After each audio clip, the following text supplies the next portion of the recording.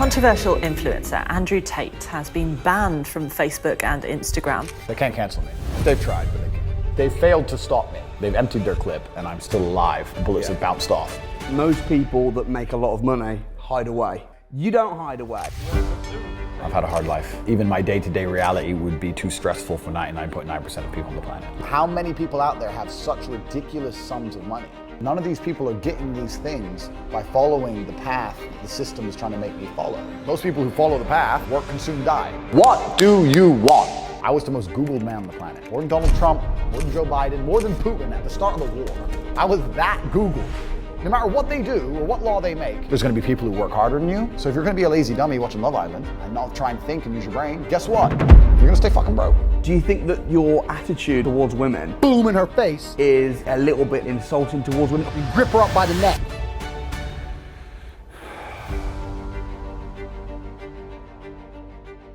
Andrew Tate, thanks so much for your time. Glad to be here, bro. Appreciate it, man. What's life? What are you doing at the moment? I'm here, there, and everywhere. 5 flights a week, you know, just trying to stay above water and fight the matrix. I'm enjoying this new episode. It's been quite an interesting battle with the whole mass cancellation thing and moving over to other platforms and that kind of thing. And I've been massively successful on those. So I'm just focusing on that for now. And it's interesting because you've clearly made a lot of money. Yep. And most people that make a lot of money hide away. Of course. They make a load of money, they hide away. You don't hide away. No, I do the absolute opposite. Yeah, and as a result of that, you know, you've had a lot of backlash and the media have had a lot to say about you. But what's the reason? What is it that drives you to keep doing all these videos and putting out this content? Because you don't have to. That's a good question. It's a really good question. And the reason people hide is because obviously there's a safety element that comes with having mass wealth and people know, you have all these nice things and where you are and differing opinions. And there's certainly a disadvantage to it. But I feel like I'm in a unique position. I'm in a position where I can tell the truth on a lot of subjects that I don't think a lot of people can. The reason I became so widely known in the world, I don't think it was a magic spell. I think I was saying things that people understood and agreed with. Obviously, there was a percentage of the population that disagreed, but a whole huge contingent of the population agreed with me. And I'm in a fortunate situation where I can't really lose my job. I can't be canceled. They've tried that, and here I am. I'm still all over every single social media platform. So I think I have a duty to God to some degree to tell the truth. And I also believe that my children's children will look back at this period in history and they will be unhappy that not enough people stood up and told the exact truth, that too many people sat there and said, okay, well, I know this subject is bullshit, but I'm scared for my job, I'm scared of the HR department, I'm scared of getting canceled, I'm scared of the social media companies, I'm scared of whatever, so I'm just gonna sit and be quiet. And if you look throughout history, there's huge proportions of the population who were good people who decided to be quiet because they were afraid, and terrible things happened. So I think that I have a duty to God to run my mouth. So here I am. What do you think your main message is? What's the main thing that you want to get across to the world? My main message is to resist the slave mind. I say this all the time. To understand that every single thing you're being told has an agenda behind it, or you wouldn't be told it otherwise. To examine every strongly held belief you have and try and identify where it comes from and why you have it. I sit and argue with people, I discuss things with people, and they so fervently believe a point. And I say, why do you believe that so much? Like, do you have personal experience? No, but I saw the news. Why do you believe? The news told you X, and now you are desperate. You will sit here for hours arguing that point. A lot of people are completely empty vessels, ready to be programmed. And I try and tell people, listen, to just stop for a second and understand that the things they're telling you to believe are not necessarily for your benefit. The people who make the rules don't make the rules for the benefit of everybody. They make the rules for the benefit of the people who make the rules. Yeah. It's the game. So telling people to resist a slave mind and just be critical thinkers, keep their brain open, pay attention to things, be perspicacious, that's the general theme. And it doesn't matter whether you're left, right, liberal, man, woman, etc. It's just think for yourself. That's the general message. Talk to me about the Matrix. When you say the Matrix are out to get you and all this stuff, who is the Matrix? Have you seen the movie The Matrix? I actually haven't. You've never seen the movie? No, I haven't. Oh, bro, you got to watch it. I imagine it's kind of like the Truman Show or... Kinda. So basically in the Matrix, there's an artificial reality, a computer-generated reality, and people are being harvested for their body heat in a real world, and their minds are being occupied by this computer-generated reality. And the basic premise of the show is that their body is being used for what is important, and they just distract their mind so that their body can stay alive long enough to give the machines what they want. And I really truly believe that's a perfect analogy for the world today. We live in a world where people are being extracted for their value, their physical value, whether you're digging holes or carrying garbage or whatever. And your mind is constantly distracted by garbage. It's distracted by TV shows and concerts and clown world. I call it clown world because it's a never-ending circus. All this garbage they distract you with. First it's COVID, and then Putin cures COVID the day he invades and COVID's cured. And it's all just a big scam from head to toe. And the reason I call it the Matrix is because a false reality is being projected onto humanity, and they do that by controlling narratives. If they allowed people to have critical and open conversations about, let's say, COVID, at the height of the pandemic, it never would have lasted 3 years. But the reason, because they censor and delete one entire side of the argument, then you're only left with their version of reality, and they're projecting a reality. And they do that with nearly every subject. There are so many subjects you can't have an open discussion on. And if they delete all of one side and only keep one side there, then that's a false paradigm, it's a false reality, and that's what they're doing. And they're convincing people to act in certain ways and do certain things which are not necessarily in their best interest or necessarily true. We live in a world where I don't think the average person realizes how much they are lied to. From the way money works is a lie, financial system is a lie, judicial system is a lie, medical health care is a lie. It's all a lie. It's all a scam. Just go to work, pay your taxes. And that's why I call it the Matrix. So what would you say the average person that's maybe, thinking, oh my gosh, I'm being controlled, maybe this isn't true, maybe that there's an agenda behind the mainstream media and the news and the government? Maybe. Maybe. I mean, there is. I mean, this is the thing. You made a good point, because sometimes people say to me, well, maybe there is an agenda. What do you mean maybe? How can there maybe be an agenda behind the mainstream news? You're in charge of the world, you own the news. Are you going to tell the truth? If you had a bunch of slaves and a bunch of suckers working their asses off for pennies, are you going to tell them the truth? Would you? I mean, I can't possibly imagine that situation.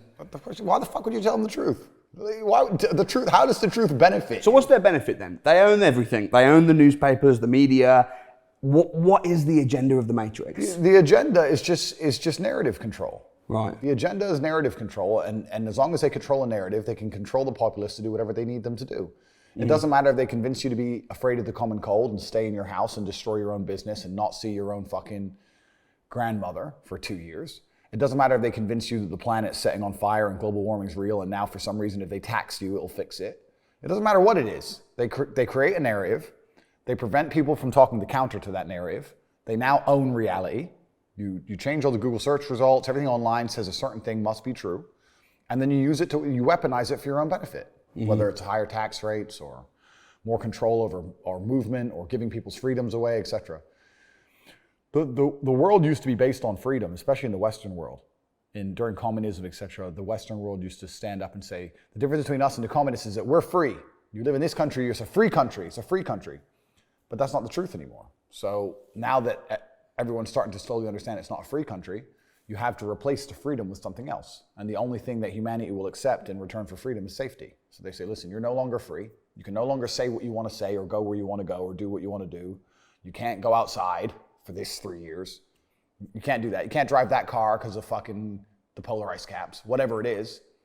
But don't worry, it's for your safety. We're going to keep you safe. And that's what it is. It's all a big fucking scam. It's a lie. The people in charge of the world don't give a shit about our safety. If something bad happened to you, heaven forbid, let's say me. Let's say I got a terrible disease. Let's say I got cancer and I went to the NHS. I'd be waiting fucking months to get anything done. But then they want to text me 4 times a day, begging me to take an injection. And that's for my own good. It's bullshit.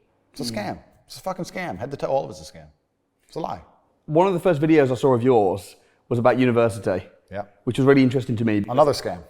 Well, interesting, yeah. I mean, I wasn't very good at school, and when I was at school, I feel like at school, certainly my experience is they push you down one of 2 directions. It's either go on to be academic, go to university, or if you're a bit of a dum-dum, then learn a trade, go to college, learn to be a builder. And for me, I thought, okay, well, I'm gonna have to go down the second route. Yeah. And when I was 16 and I was doing a bit of Googling, I came across some, interesting books like Robert Kiyosaki's Rich Dad, Poor Dad. And it was just crazy to me because I'm 16 and I'm thinking there's this whole other world about investments and business and entrepreneurship, which is completely not taught at school. Completely, because that's not, and it's interesting you say that because I have this saying and nobody seems to understand it. I say money's not real. And people say, what do you mean money's not real? Money's not real. It's not real. Money's not real. It's numbers on the screen. It's not a real thing. And once you start putting systems in place that generate huge sums of money, and once you get to the point where money basically has no value, like I do, I can go buy a Ferrari today and my bank balance will look basically the same. It doesn't change anything. So money isn't real. It's just numbers. It's all fucking invented. It's printed from the sky. It's garbage. You just have to find a way to make people understand your value, and yeah, it can just appear from absolutely nowhere. And I went from completely broke to hundreds of millions of dollars. And I know what you're saying in regards to this other world, because there is a subsect to humanity. It's kind of strange. When I was broke, when I was on a council estate in Luton, I thought everyone was poor. And now that I have money, it kind of feels like everyone's rich. I go to buy a plane and they're like, no, I'm sold out. Thought you fucking sold out of planes? I go to buy a Bugatti and they're like, sold out. I'm like, all the shit's Who are these people? Yeah, everyone's bought everything. Like, yeah. And it's crazy how many people out there have such ridiculous sums of money, truly ridiculous sums of money.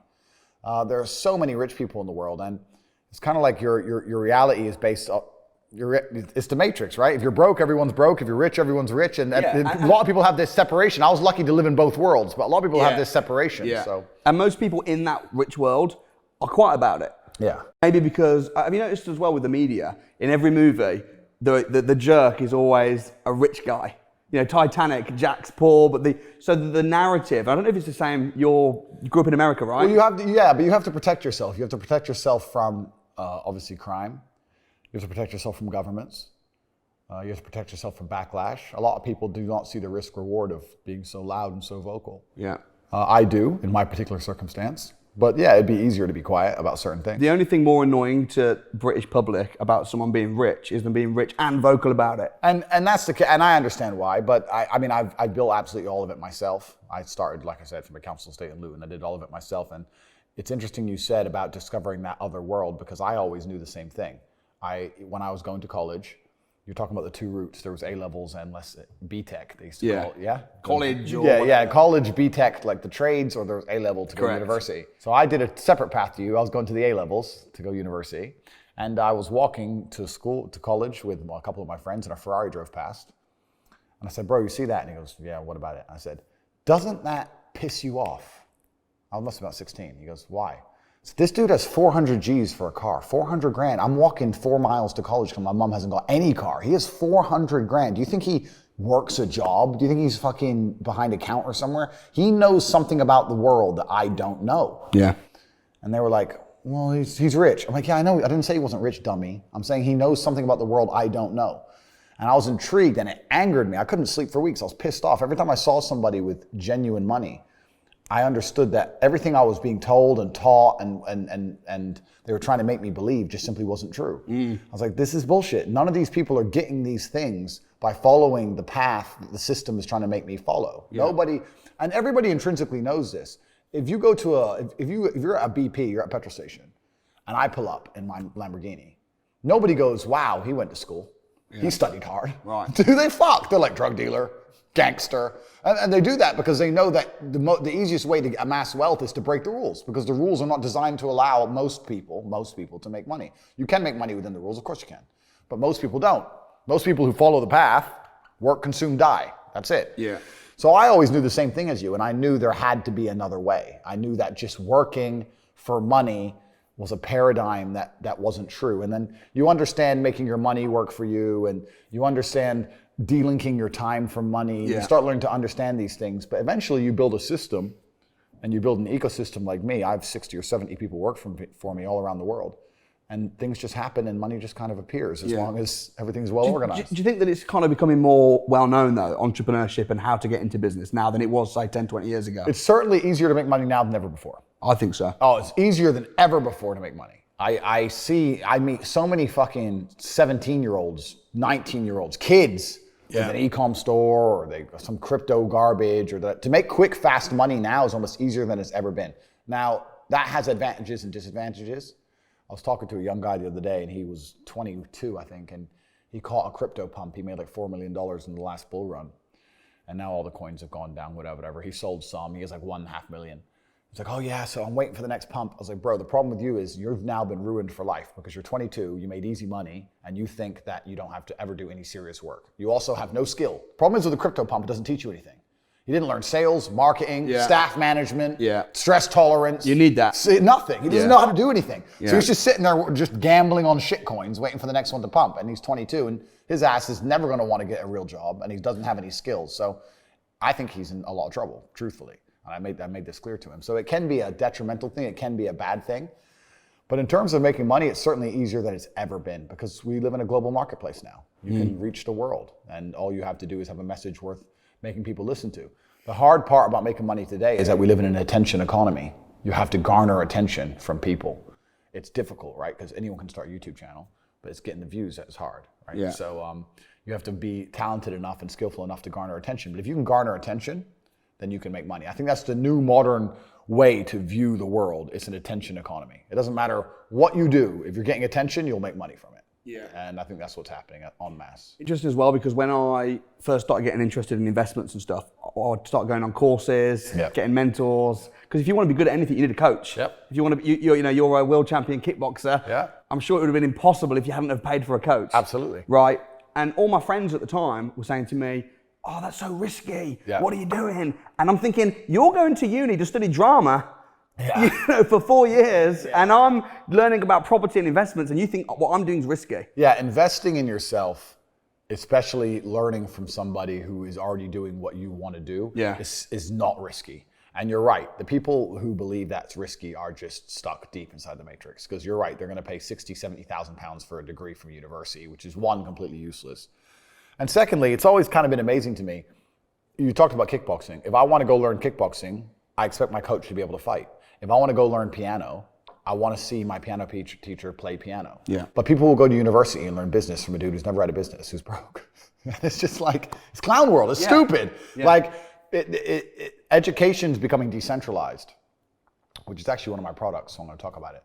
But education is becoming decentralized now with the internet. And the smartest thing you can do is look at somebody's life and go, this guy is living or he's doing exactly what I want to do. I'll learn from him. Mm-hmm. That is the smartest thing you can do, as opposed to just going to these traditional educational systems. Because the reason university is such a massive scam, and I said this a million times, is because it exists in an echo chamber. It doesn't exist in fair competition. The reason universities still manage to function is because they'll give children loans to go to these schools, but you're not allowed to use the loan for anything else. If I were to say to the average 18-year-old, here's 50 grand. You can either start your own business, you can buy a crypto, you can buy mentorship from you, me, another millionaire online, you can fix your house up or your parents' house up, you can buy a nice car, or you can go get a degree. And you were to give them the 50 G's. How many people do you think would choose a degree? None. Nobody. Zero. So they link the loan to the degree. So the choices are either don't get the loan at all, or get the loan and go to school. Yeah. Which means that the universities don't exist in fair competition. There's no fair competition within the entire educational system. Right. As soon as there's fair competition, nobody would choose it because it's such a terrible choice. Yeah. It suffers from double inflation. It gets more expensive every year, and more degrees exist every year. So the value goes down, the price goes up year on year on year on year. It's a total waste of time. Yeah. But children are bored and they think, well, I don't get the money any other way, so I may as well take it. And that's why the whole educational system's a scam. I actually have my own university. I'm relaunching it. I'm changing the name, and it's going to be relaunching very shortly. But I have a university that teaches 18 modern wealth creation methods, and it's purely online. And we teach a different way to make money than perhaps the traditional system. And it's cheap. It's like $50, $60 a month. Mm. For me to get 100,000 students like I have now at $60 a month is not impressive. What's impressive is that I keep them. I'm giving more value than the $60 a month. They can go and spend that $60 in Nando's or buy some coffee or do anything else they want with it. But they choose to go to my school because I'm existing in a fair, competitive environment and I'm outperforming. A university can't do that. All these other universities can't do it because they're all a fucking scam. Yeah, they're probably comparing it to university where you're literally paying 30 grand to learn from someone who's being paid 30 grand to get 30 grand. It's all a scam, yeah. Whereas what we're doing is actually, teaching people. We have massive success stories. Obviously, we have a lot of people who are making a lot of money. We have all the reviews, everything on the website, cobratate.com. But the fact that people have a choice, they don't have to invest in my university. They can take that money and spend it on anything else on the planet, and they still see my university as worthwhile. Yeah. That's how I know it's a competitive product. Surely you think there's a place for university there? If you want to be an architect and you have to study architecture, if you want to be a lawyer and you have to study law, that's fine. If you decide I personally never knew what job I wanted to do. Mm-hmm. These people seem to be very passionate about a particular trade. I just wanted to have a lot of money. If you were to say, look, I'll pay you $1 million to dig a hole, I would have dug a hole. Yeah. I'll pay you $1 million to fly a plane, give me a joystick. Yeah, but if someone wants to be a doctor, they want to be a lawyer, go to university and do it. Yeah, but know what you're doing it for. Don't go and study drama and end up a dramatic McDonald's worker 5 years later. Yeah, or don't study something generic like business or something generic. And even though business is obviously a good thing to know, but it's generic and it's hard to apply. I mean, in my experience, like imagine if I didn't have all this money and I had to go get a job again, I'd get a sales job because I've always been a salesman. And I think that's a very important life skill to have, to be good at sales and to deal with the stress and have a commission-only environment. And I think these things are good. But I don't know if they even teach sales in university. Do they have any serious sales courses? I hardly doubt it. It's all garbage. They don't teach anything important. They just teach anything. They teach things that are going to keep you inside the slave mind. And they want you to go to school and then go to college and then go to university and get in debt. And you have to be in debt so that now you have to work. And you're working and you're in debt. And then they want you to take on more debt if possible in the form of a mortgage, which a lot of people do, which we can talk about because I know you're the property guy. Massive, yeah. And then you're in debt now. And once you're in debt, you can't really quit your job and it's very difficult for you to leave the country. And now they can hold things over you. That's the goal. It's all about control mechanisms. And the system is very well designed to make sure that people are conditioned to obey. It's very hard for the average person to say no to anything. Unless you have millions and millions and millions of dollars, it's very difficult to even have an opinion on subjects. I have friends with normal jobs and they say to me in private, yeah, man, bro, I wish I could talk at work. They can't say anything. HR will wreck them. You're not allowed an opinion. You're not allowed to talk. It's just work, consume, die, shut up, believe what you're told. That's how it is. It's clown world. It's a slavery. I think when it comes to the finances and what I've heard you say about money, I think you're pretty bang on. Yeah. I know you've been recently cancelled. Well, you cancelled. You're still everywhere on social media. They can't cancel me. You're still everywhere on social media. They've tried, but they can't. What do you think the reason was? I've seen some of the things that you've said that are controversial. That's not why they canceled me. They attempted to cancel me because I became the most Googled man on the planet. And I had mass influence over the youth, especially males, 18 to 23, 24-year-old males. Yeah. And those are the backbone of the slave force. And we always have been and always will be. It doesn't matter if you look at modern times or ancient times. If you had to build an aqueduct or a road or raise an army, you'd go and find the 18 to 22, 23-year-old fighting age males. We're the most important demographic on the planet. We're the strongest. We have the most energy. We're the most capable of doing the most difficult tasks. And they try very hard to police that demographic. Specifically, the reason that they talk all this garbage about toxic masculinity and the reason that they purport in every single movie that men are getting beaten up by chicks and every single family movie on Netflix, the woman's the smart one and the dad's a bumbling idiot and all these different things is they're trying to reduce the masculine tendency to rebel to a degree because they want this subsect of the population ready to either go die in a ditch or go work for fucking nothing.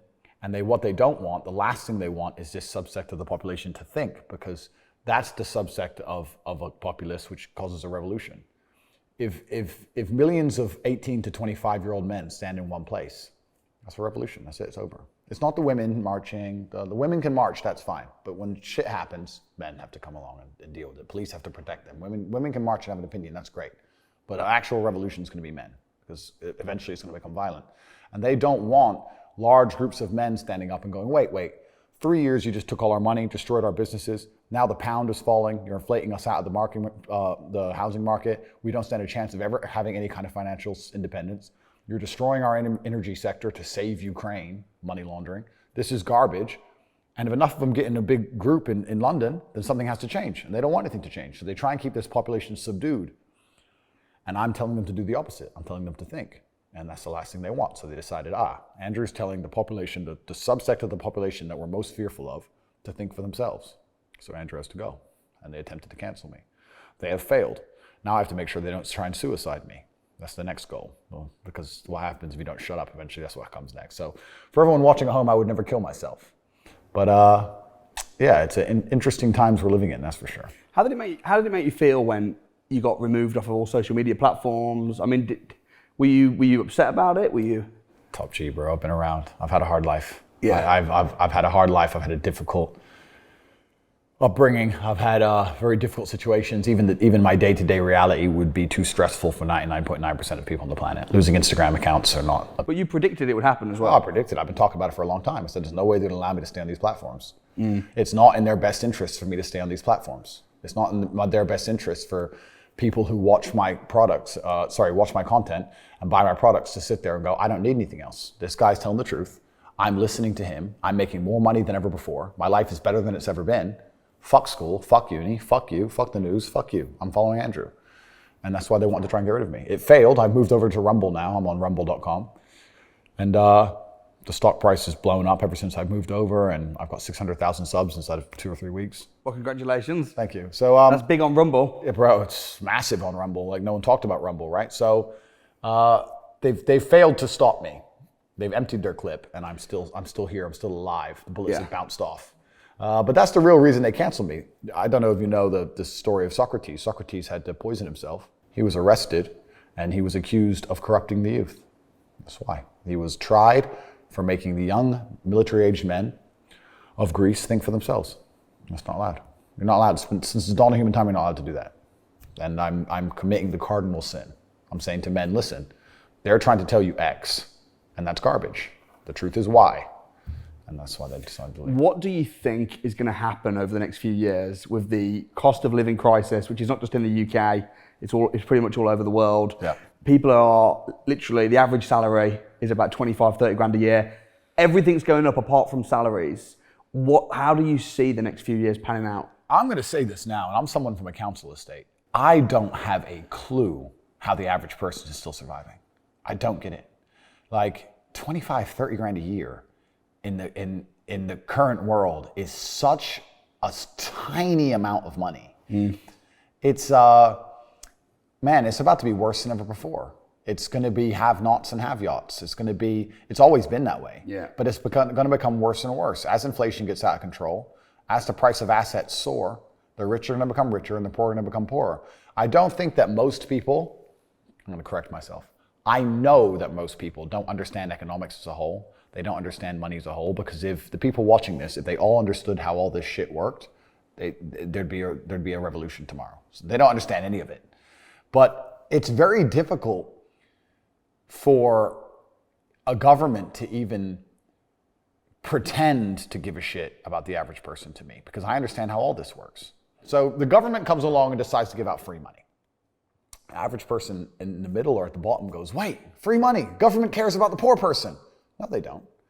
Let's keep it very simple. Let's say they gave every person in the UK £1,000. They're either going to save that money, or they're going to spend that money, or they're going to, let's say, invest that money.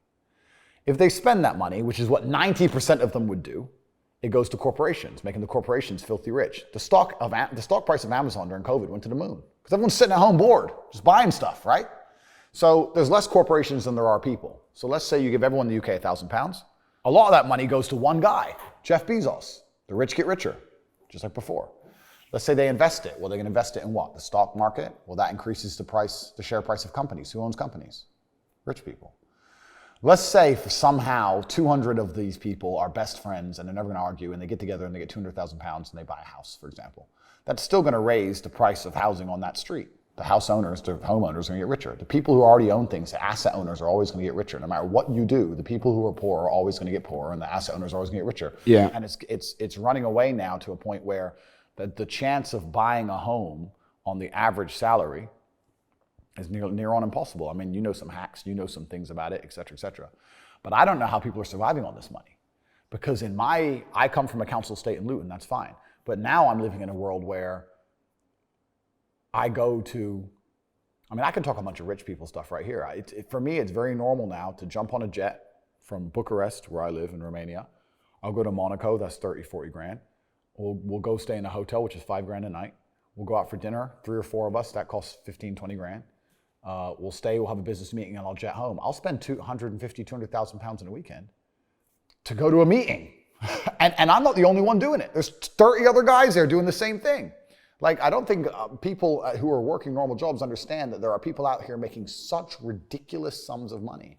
And that would be the hardest thing for me if I ever had to get plugged back into the matrix and work for 30 grand a year. It's not the wage, just knowing how badly I'm being wrecked. Yeah. It would just, I'd be like, knowing how much I'm being screwed would just upset me. But yeah, it's going to get harder and harder. It's not going to get any easier. The government has no power to legislate money into the hands of the poor. They can take more money off the rich, or they can attempt to. We can talk about that in a second, because they really can't. But they can attempt to take more money from the rich. But throughout the bureaucracy and the way the machine works and the corruption inside of every government, by the time let's say they take 100 million, let's make it easy numbers, maybe 30 million of it might end up kind of somewhere a little bit. And then we have the same problem we discussed earlier. The poor people just spend it, goes back to the rich people. Yeah. Like it's just the way the whole system's set up. The average people come to me and say, what do I do? I'm just the average guy. And my only answer is stop being the average guy. That's my only answer. You can't just be the average guy anymore. The idea from the 1950s that you can just be the normal, average, law-abiding, hard-working citizen and you'll have a good life is gone.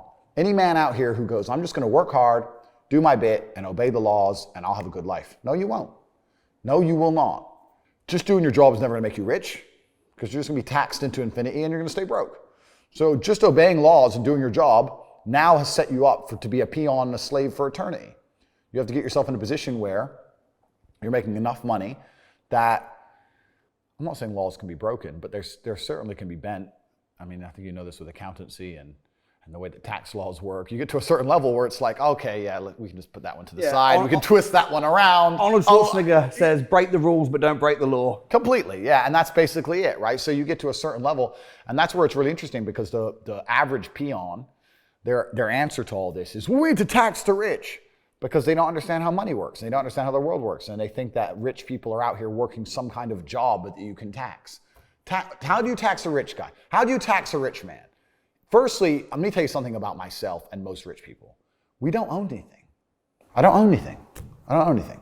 There may be a trust fund in Ecuador that owns a company in Singapore that might own a yacht that I can borrow, for example. But I don't own shit. So that's the first thing. The second thing, you have all these different jurisdictions around the world. It's extremely complicated. How are you going to tax a rich guy? He has houses here, houses there, company here, company there, all the companies making a loss. Does Starbucks pay tax? No, Starbucks supposedly doesn't make money. Supposedly Uber's never made profit. An app on the phone with millions of cars around the world and people working endless hours for them and them getting a cut of it to run an app. Supposedly they've never made profit, never paid a penny tax. Funny how that works. You can't tax the rich. It's too complicated. You can't tax the rich. It doesn't work. All you're going to do is just drive them into other countries. If England right now today were to announce a huge tax on the rich people would just go, oh, cool. I'll base my company out of Belize. A few pieces of paper, fuck you. I mean, can I push back a little bit on that point? Is that okay? Sure. I mean, you say rich don't own anything. I don't know. I know quite a few billionaires. Yeah. I don't know any billionaires that don't own stuff. All of my friends who are billionaires own a lot of stuff, myself included. Land, properties, businesses. And that's an interesting way to look at it. So when I say don't own anything, I mean, I don't want to work on a public podcast here. I guess it depends on your ethos towards business. The problem with owning something is that it can be taken from you. So let's look at it the American way. In America, litigation is a big problem. Everyone gets sued all the time. So you don't want to own anything, because if you get sued, then you're going to have to pay that debt. And you might have to sell your assets to pay that debt. Not if it's in a company, though. If it's a limited company. Correct. This is the point. So people don't own anything themselves. Okay, so they only through their company. It's a limited company owns it. A trust owns it. Exactly. So you understand what I'm saying? Yeah. Look at the Panama Papers. Yeah. Look at it, and then it gets really complicated. And this is what I'm saying, where the average Joe Schmo at home has no idea how this stuff works. Because let's look at Nike, for example. Nike doesn't pay any tax. Why does Nike not pay tax? Well, I'll give you a very simple version. They have two companies. One set up in Belize with a 1% tax rate. One set up in Europe. The one set up in Europe sells Nike trainers, pays all the staff, pays the stores, sells all the shoes, makes all the money, blah, blah, blah, makes millions and millions and millions in profit. The one in Belize owns the trademark. So after 100 million, 200 million, whatever it is, comes into the European company. The European company has a debt to Belize to use the trademark of all the profit. Isn't that coincidental? Yeah, right. That goes to Belize. Then Belize government comes along and goes, give us 1%. Nothing. Boom, boom, done. Tax paid. It's all a scam. It's all a lie. It's all a scam. The person who get fucked, it's always the same. It's the guy in the middle. Yeah. The guy in the middle is going to get wrecked. It makes me laugh when they talk about, we're going to increase taxes, da-da-da. When they talk about increases taxes, they're not trying to chase down the billionaire on his yacht, because they can't. They're trying to chase down the guy with an address who can't move, can't leave. He has a mortgage debt, 2 kids and a dog, living somewhere in Sunderland, and he's stuck there. There's a cost-benefit analysis, and there's a risk-return on every action that we take as humans. If I was in charge of a tax authority, I'd sit there and go, okay, we have all these millionaires, and they're all on jets, and they're everywhere, and they have 7 passports, and these complicated corporate structures, and this is going to take years to penetrate. We need money now. Who can we get now? Oh, we'll get him. Some dude. Turn up, you owe us money. How much? 50.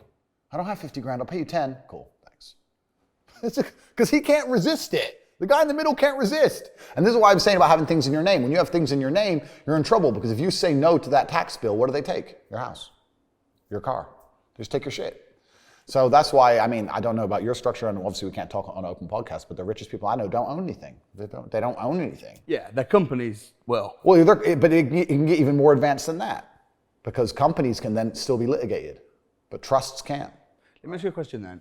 What are you buying? What are you investing in right now? And you don't have to go into details. I know we're on a public podcast, but what sort of stuff are you making a lot of money, clearly? Where are you dumping that besides supercars? Yeah, supercars are just, I need to stop. I have 28 supercars now. It's got to a level of ridiculous now where all the car brands just text me, hey, new Lamborghini's coming. What color do you want? And I'm like, black. And I just buy. I don't even know what they look like. I just buy them. But I think it's an important question, because there are going to be people watching this that are making a lot of money. Yeah. Entrepreneurs, business owners, making a lot of money. And they're thinking, look, I got this money. Where do I dump it? Where do I put it? Yeah, but there's money and there's money, right? So it's different, because making 100 grand a week or 100 grand a month is very different than making, let's say, $1 or $2 million a week or 300-400 grand a day. It all depends. But yeah, that's the biggest problem. The actual genuine problem with the world now is trying to find a place to put it, especially with inflation as rampant as it is. Yeah. Inflation, I think they tell us it's 9 or 10%. If you believe that, you're an absolute idiot. It's much higher than that. British pound's getting wrecked. Pound is getting wrecked. Yeah. So like energy prices are going to go to the moon. On top of that, the currency's inflating, so we're just printing it because we have to try and fix these problems. And it's difficult. Where do you put it? And that's my concern. And you can put it into hard assets, but then hard assets come with a new problem, because my personal view is that I wanted to be rich, and then I got rich. And then I realized what I actually wanted was to be free. And they're different things. There's a lot of people who are rich, but they're not free. Yeah. They can't say the things I'm saying on a podcast. They can't tell a government to get fucked like I can. If I were to just buy a bunch of houses in England and continue talking like I'm talking on a long enough time scale, they're going to take them. This is the thing. You don't own houses. This is the reason I'm not a big real estate guy. People say, oh, I own my house. Oh, you own it. Let's talk about your owning that house. Go out and park somewhere. Get a parking ticket. Don't pay it. Okay, so they add more money. Don't pay it again. Give you a court date. Don't go. They send a bailiff. Don't pay him. On a long enough time scale, may take a year, may take 2, may take 3, sooner or later, they're going to come with a big enough piece of paper and a big enough bailiff, and they're going to take your fucking house. They're going to say, you owe us this money. This is your asset. Give us your asset. You don't own it if they can take it from you anytime they want.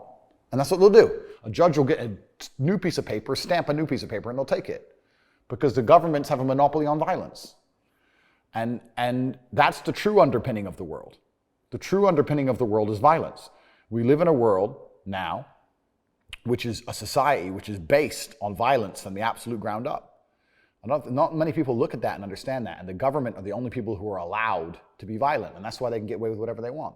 But everything is violence. There's a threat of violence within everything. The reason a police officer can give you a fine and you don't tell him to piss off is because you don't want him to be violent with you. That's it. He always has that in his back pocket. They've always got violence in their back pocket. This is what the government has. So to sit and go, I trust the government, I'm going to buy this nice big house, I just think that's, to a degree, yeah, you can make money. And yeah, everything's fine as long as you follow the rules. I'm not saying it's not. But in my situation, in my worldview, it's like I don't like having someone having that kind of control over me. So to answer your question, sorry, because I'm trying to be a professional. So real estate's difficult. The currency markets are trash.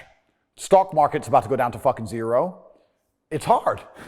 Like, it is difficult to sit there with hundreds of millions of dollars and go, what do I do with it? Where does it go? It's hard. And I found some solutions, which I can't say on the podcast, but it's difficult. I mean, I'm gonna have to come back to the real estate thing in a second. Sure. Because of course I wanna defend real estate. Absolutely. So what are you buying, bro? Just a hint. I know you can't go into detail, but like, is it Forex? Is it crypto? Is it business? Yeah, you have to diversify. You diversify, and then you look for emerging markets. Right. And truly, what I'm doing now at my stage in my life is buying power.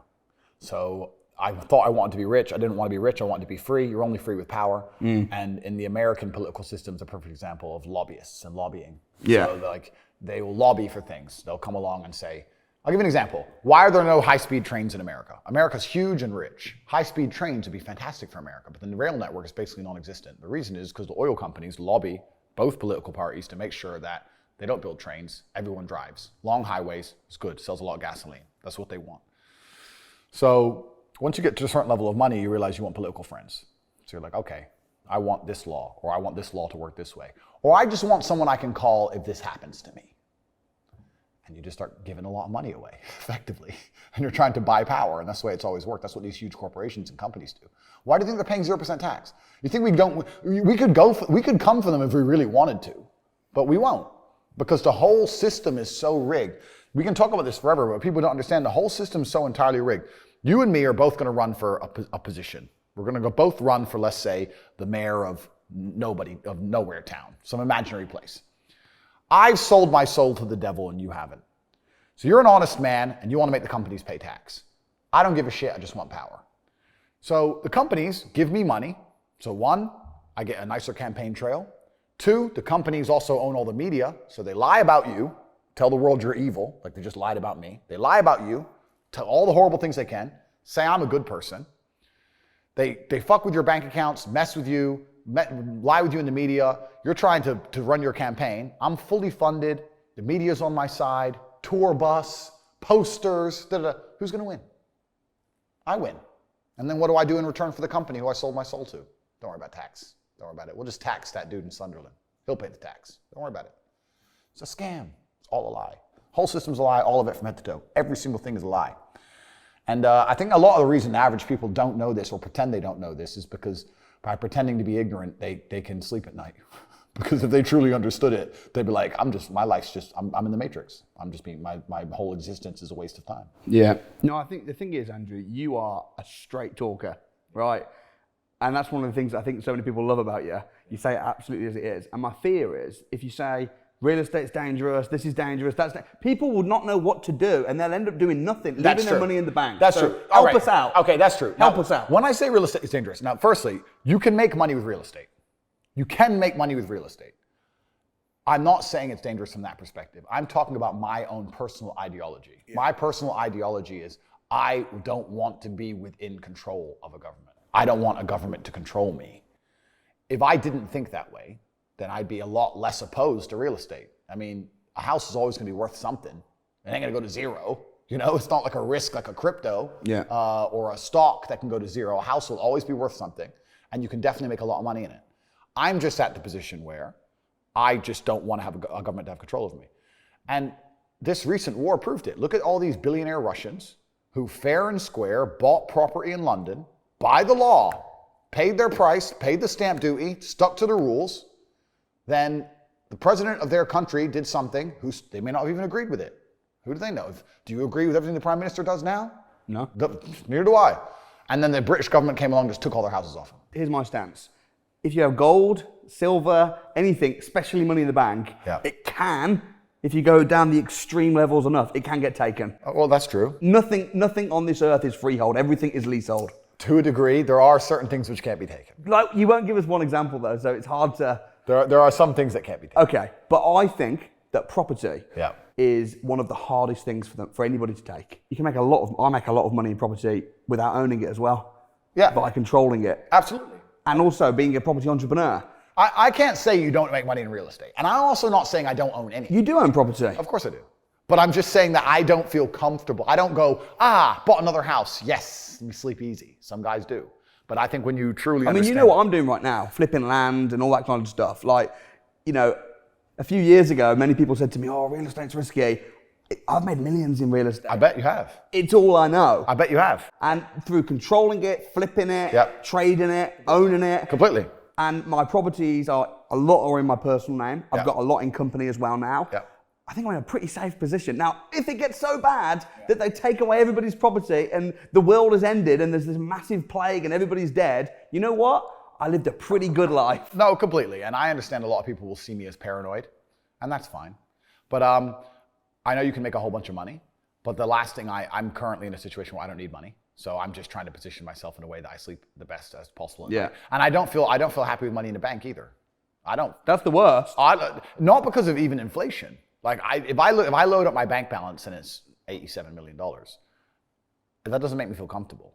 It makes me feel the opposite. Right. Because the one day you click on the app, sorry, contact customer service. You're like, you fuckers. Yeah. You fucking, they'll just do that shit to you. So it's like, I don't like money in my banks. I don't like money in a house. It's hard. I know it's hard. You're it's only difficult. insured up to the first £86,000. So if you've got a couple mil and then the bank goes bust, gone. It's clown world. But I think there's a lot that can be done. Like, I'll give away one of the things I like to do. Just one. So personally, I prefer the idea of digital real estate. Because digital real estate is not controlled by one government jurisdiction, and it can be owned by some obscure entity. So let me give you an example. Let's say I were to buy www.money.com. That's worth money. If I could put anything on there and generate money, so that's worth money. I'd pay a lot of money for it. Yeah. And let's say that was owned by a Singaporean trust. Boom. Yeah. I feel safer with that than a house. Okay. No, that's interesting. Does that make sense? Yeah, it makes sense. Because now if anyone wants to find out who owns money.com, even though I've just said it here on this podcast, they're like, look it up, some Singaporean trust. Okay, contact the Singapore authorities. Who owns this trust? We can't tell you. Court injunction. Years and years and years and years. Yeah. It's complicated, and I feel like I own it more than a house. See, it's interesting. And my attitude is you've got to invest in what you know. Yeah. If you've made a lot of money, you should invest in what you know. Oh, completely. I don't invest in certain stuff if I don't understand it. Completely. And even if people tell me this is a great investment, this is a great coin, I'm thinking, I'm all good, thanks. Because I want to invest in what I understand. And if you understand digital assets, I mean, for me personally, I think owning a website or a link for me would feel more risky because I can just see any minute, bang, can't open it. I'd rather own land where even if there's a war and the house gets knocked down, I've still got the land. There's a shortage of land. I understand. You know, I understand. But and there's so many ways to skin a cat. And that's what's so beautiful about making money, right? And I completely understand that. My block is ideological. I'm not saying it's a bad idea. I know that a lot of money can be made. However, let me give a caveat to that. Oh, here we go. I do think that most of the ways money is made on the planet, nearly all of them are Ponzi schemes.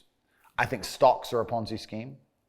And when I say Ponzi, I mean that if you're in early, you make a bunch of money. And if you're in late, you get wrecked. Money doesn't come from the thin air. Money doesn't come from the sky. So let's look at crypto, right? A lot of people ask me about crypto. Hey, what do you think about this coin? What do you think about this coin? Most people don't understand that the crypto market is player versus player. And it's funny because these new crypto coins launch and they start these Telegram groups, these communities. And all the people who have bought the coin are in this community and they're all like acting like they're friends. You're not friends. Yeah. If you bought it at $1 and you want to sell it at a profit of $10, someone has to buy it off you. So it's not, it doesn't just come from the sky. You're selling it for more than you bought it for, right? So a bunch of people get in, money comes in, price goes up and up and up and up and up and up. There's always going to be a guy who bought the top. Yeah. And it never goes up anymore. Yeah. And he gets screwed. There's X amount of people at the top who get wrecked so the people at the bottom can make money. Yeah. It's a Ponzi. Every crypto is a Ponzi, all of them. I could go get $100 million right now, go to England, walk around, and make a bunch of money in real estate. Because I got liquid cash. It ain't that. I'll take that. I'll take that. I'll take that. I've got all the time in the world. It might take me 9 years. That'll go up. Yeah. That'll go up. That'll go up. I could do it.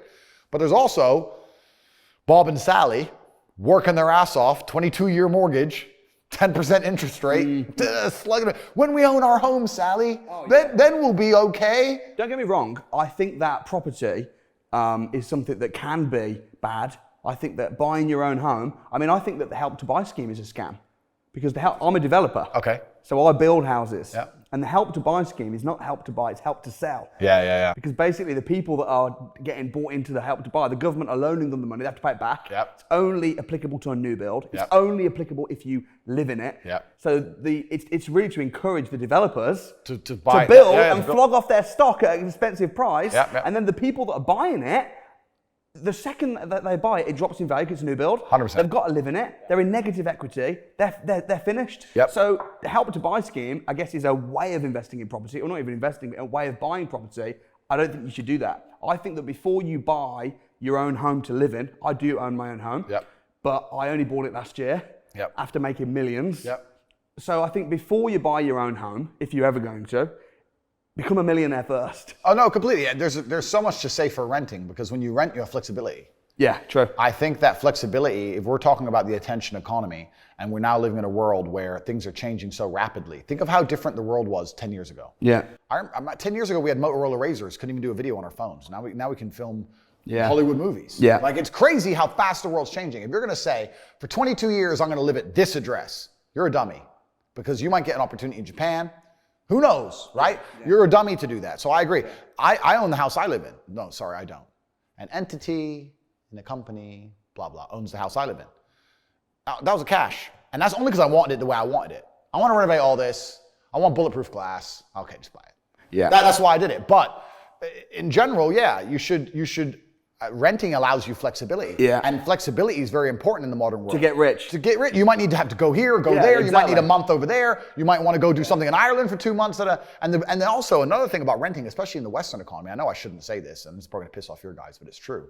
There's really very little downside to renting, because even if you don't pay your rent, they can't make you leave. Like, it's fucking clown world over here. Like, oh, you're renting 3 months, you don't even pay your rent, and you're still fucking sleeping fine. Yeah. So the whole thing is like, rent is fantastic. I would only recommend renting, unless you get to the point like you, where you have so much money, you just buy it. That's why our tenants are guests, not tenants. Good, I like that. So they don't have the same. Yeah. Well, I live in Romania, so we have my tenants, because I do have tenants, we have a slightly different system in Romania.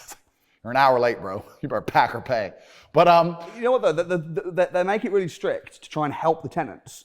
But what actually happens is the landlords become Gets wrecked. really no. The landlords become really strict with the vetting process. yeah, of course. Ask for big deposits. Yep. My sister's trying to rent somewhere. She's a single mom, and the letting agent said we don't rent to single moms. Yep. Right. So what's happening is it's actually hurting the tenants. Of course, yeah. So it's all the things that the government do to try and help the poor often end up hurting the poor. What and helping the did we rich. say earlier about trying to give money out? The government is not capable of helping the poor. And this is why it's so important as a person, you take personal responsibility and understand you're living in a world where the matrix can be cracked. You can make a bunch of money, but you need to take responsibility and do it. I will sit here and say right now on this podcast that I have hundreds of millions of dollars. And if you go to cobratate.com, my website, cobratate.com, you can sign up for a free email. I have an email list, and I'll send an email a day for free that will teach you how to make money. I can say that here, and of the 100,000 people who watch it, 5,000 might sign up. 95,000 will sit there drooling, and they'll just ignore me, not sign up, and then 2 minutes later going, bro, it's so hard out here to make money. Just dumbasses. Like, you're not even trying. Yeah.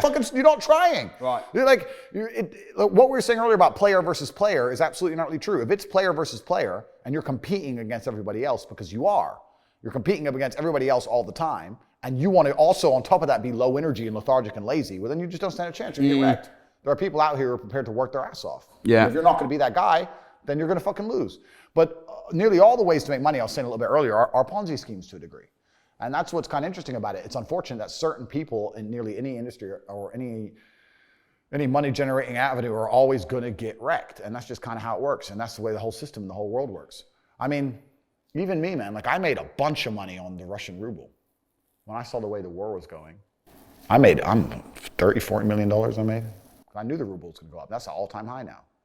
But that takes perspicacity. This is also comes into network. The average person is not sitting around having conversations about the war in Ukraine and the Russian ruble and the financial impact of the war. Me and my team and my network, we're different. Like, most people see the news. They watch the news. Okay, yeah, okay. Anyway, me and my team, we're watching the news. Okay, how can that make us money? How can that make me money? How can that make me money? Right. And it's a different attitude. I'm having endless conversations about the financial impacts of the war in Ukraine and whether we think that Russia's going to win or lose. And now the Russian ruble is at an all-time high. The Russian economy is stronger than it's ever been. After crashing at the height of the sanctions, when they took away the sovereign wealth fund, of Russia, which is fucking criminal anyway. They did that. It dumped down, and now it's higher than it's ever been. On a currency to get a 3x. Yeah. It's nearly unheard of. People don't talk about these things. I'd say this another thing. I say to people who ask me, they go, Andrew, how do I get rich? And I say, okay, well, you're probably not gonna get rich because I bet you're lazy, but let's say you're not lazy. The number one habit that people need to adopt, and this is a habit I had for a very long time, and I've actually recently cleared it from my brain because I've reached a point where peace of mind is worth more than money. But every single time money is spent, you need to identify how your money was taken from you. And I say taken because money can't be made. Money is taken. Because the only people who can make money are the governments. If you're a government, you can make money. You can print it from thin air or a bank. But if you're a person, you're not making money. You're convincing other people to give it to you. You're taking money from others. So every single time you spend money on anything, you need to identify how it was taken from you. When you go and buy a coffee, don't just go buy the coffee and sit down. Sit and say, why did I buy this coffee? Okay, I really wanted coffee. Yeah. But then why did I go into this store and not that store? Is it better advertising? Does it have less of a line? Do they have seating? How did they convince me to come in here? How much did this coffee cost? £6. What's the profit margin on that? Probably £5.50, £5.80 probably by the time. The cup probably costs more than the coffee. The coffee is just water. How did they convince me to spend £6 in this place? And when you sit there and analyze, and you all start to learn little lessons about business, you'll learn about the importance of the signage. You'll learn about the importance of there being no queue. Yeah. So that if you ever run a business, I'm telling you, I say with my business, my people all the time, faster. All the time, quicker. Yeah. Like I have a couple businesses that are physical. I'm like, I don't want to see a line.